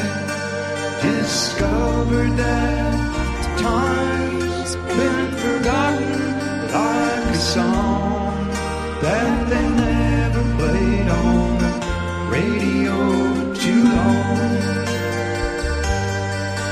They never played it on the radio too long. A fucking pedophile, I can't relate sympathizing, to where I am. fucking terrorist. Just It was our job to help law give enforcement. a damn. I'll find a way. I had an Make a agreement break. because Cross started going after the family from the Figure Delphi out case. And when I started what calling him it out on his bullshit, he got really pissed and like while blocked me traveling and missed me Sunday. the speed of light. Changes come, left aside. Now it's been 7 years. Prof is a fucking Almost terrorist. there, the planet nears. Taken for a trip on a new dimension ship. Taken for a ride over to the other side. Discovered that time's been forgotten like a song. Radio too long. They never played it on the radio too long.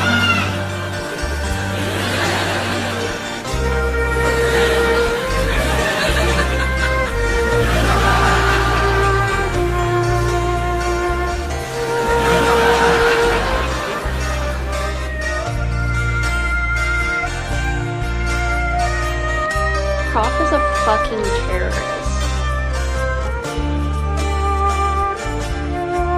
Freedom of speech is It was our job to help law enforcement. There's people that I recognize. They've come here to it. Out disguise, searching for a better home, place where we're not all alone. Taken for a trip on a new dimension ship. Taken for a ride over to the other side. Discovered that time's been forgotten like a song that they never played on the radio too long. They never played it on the radio too long. They never played it on the radio too long. They never played it on the radio too long. Thank you very much.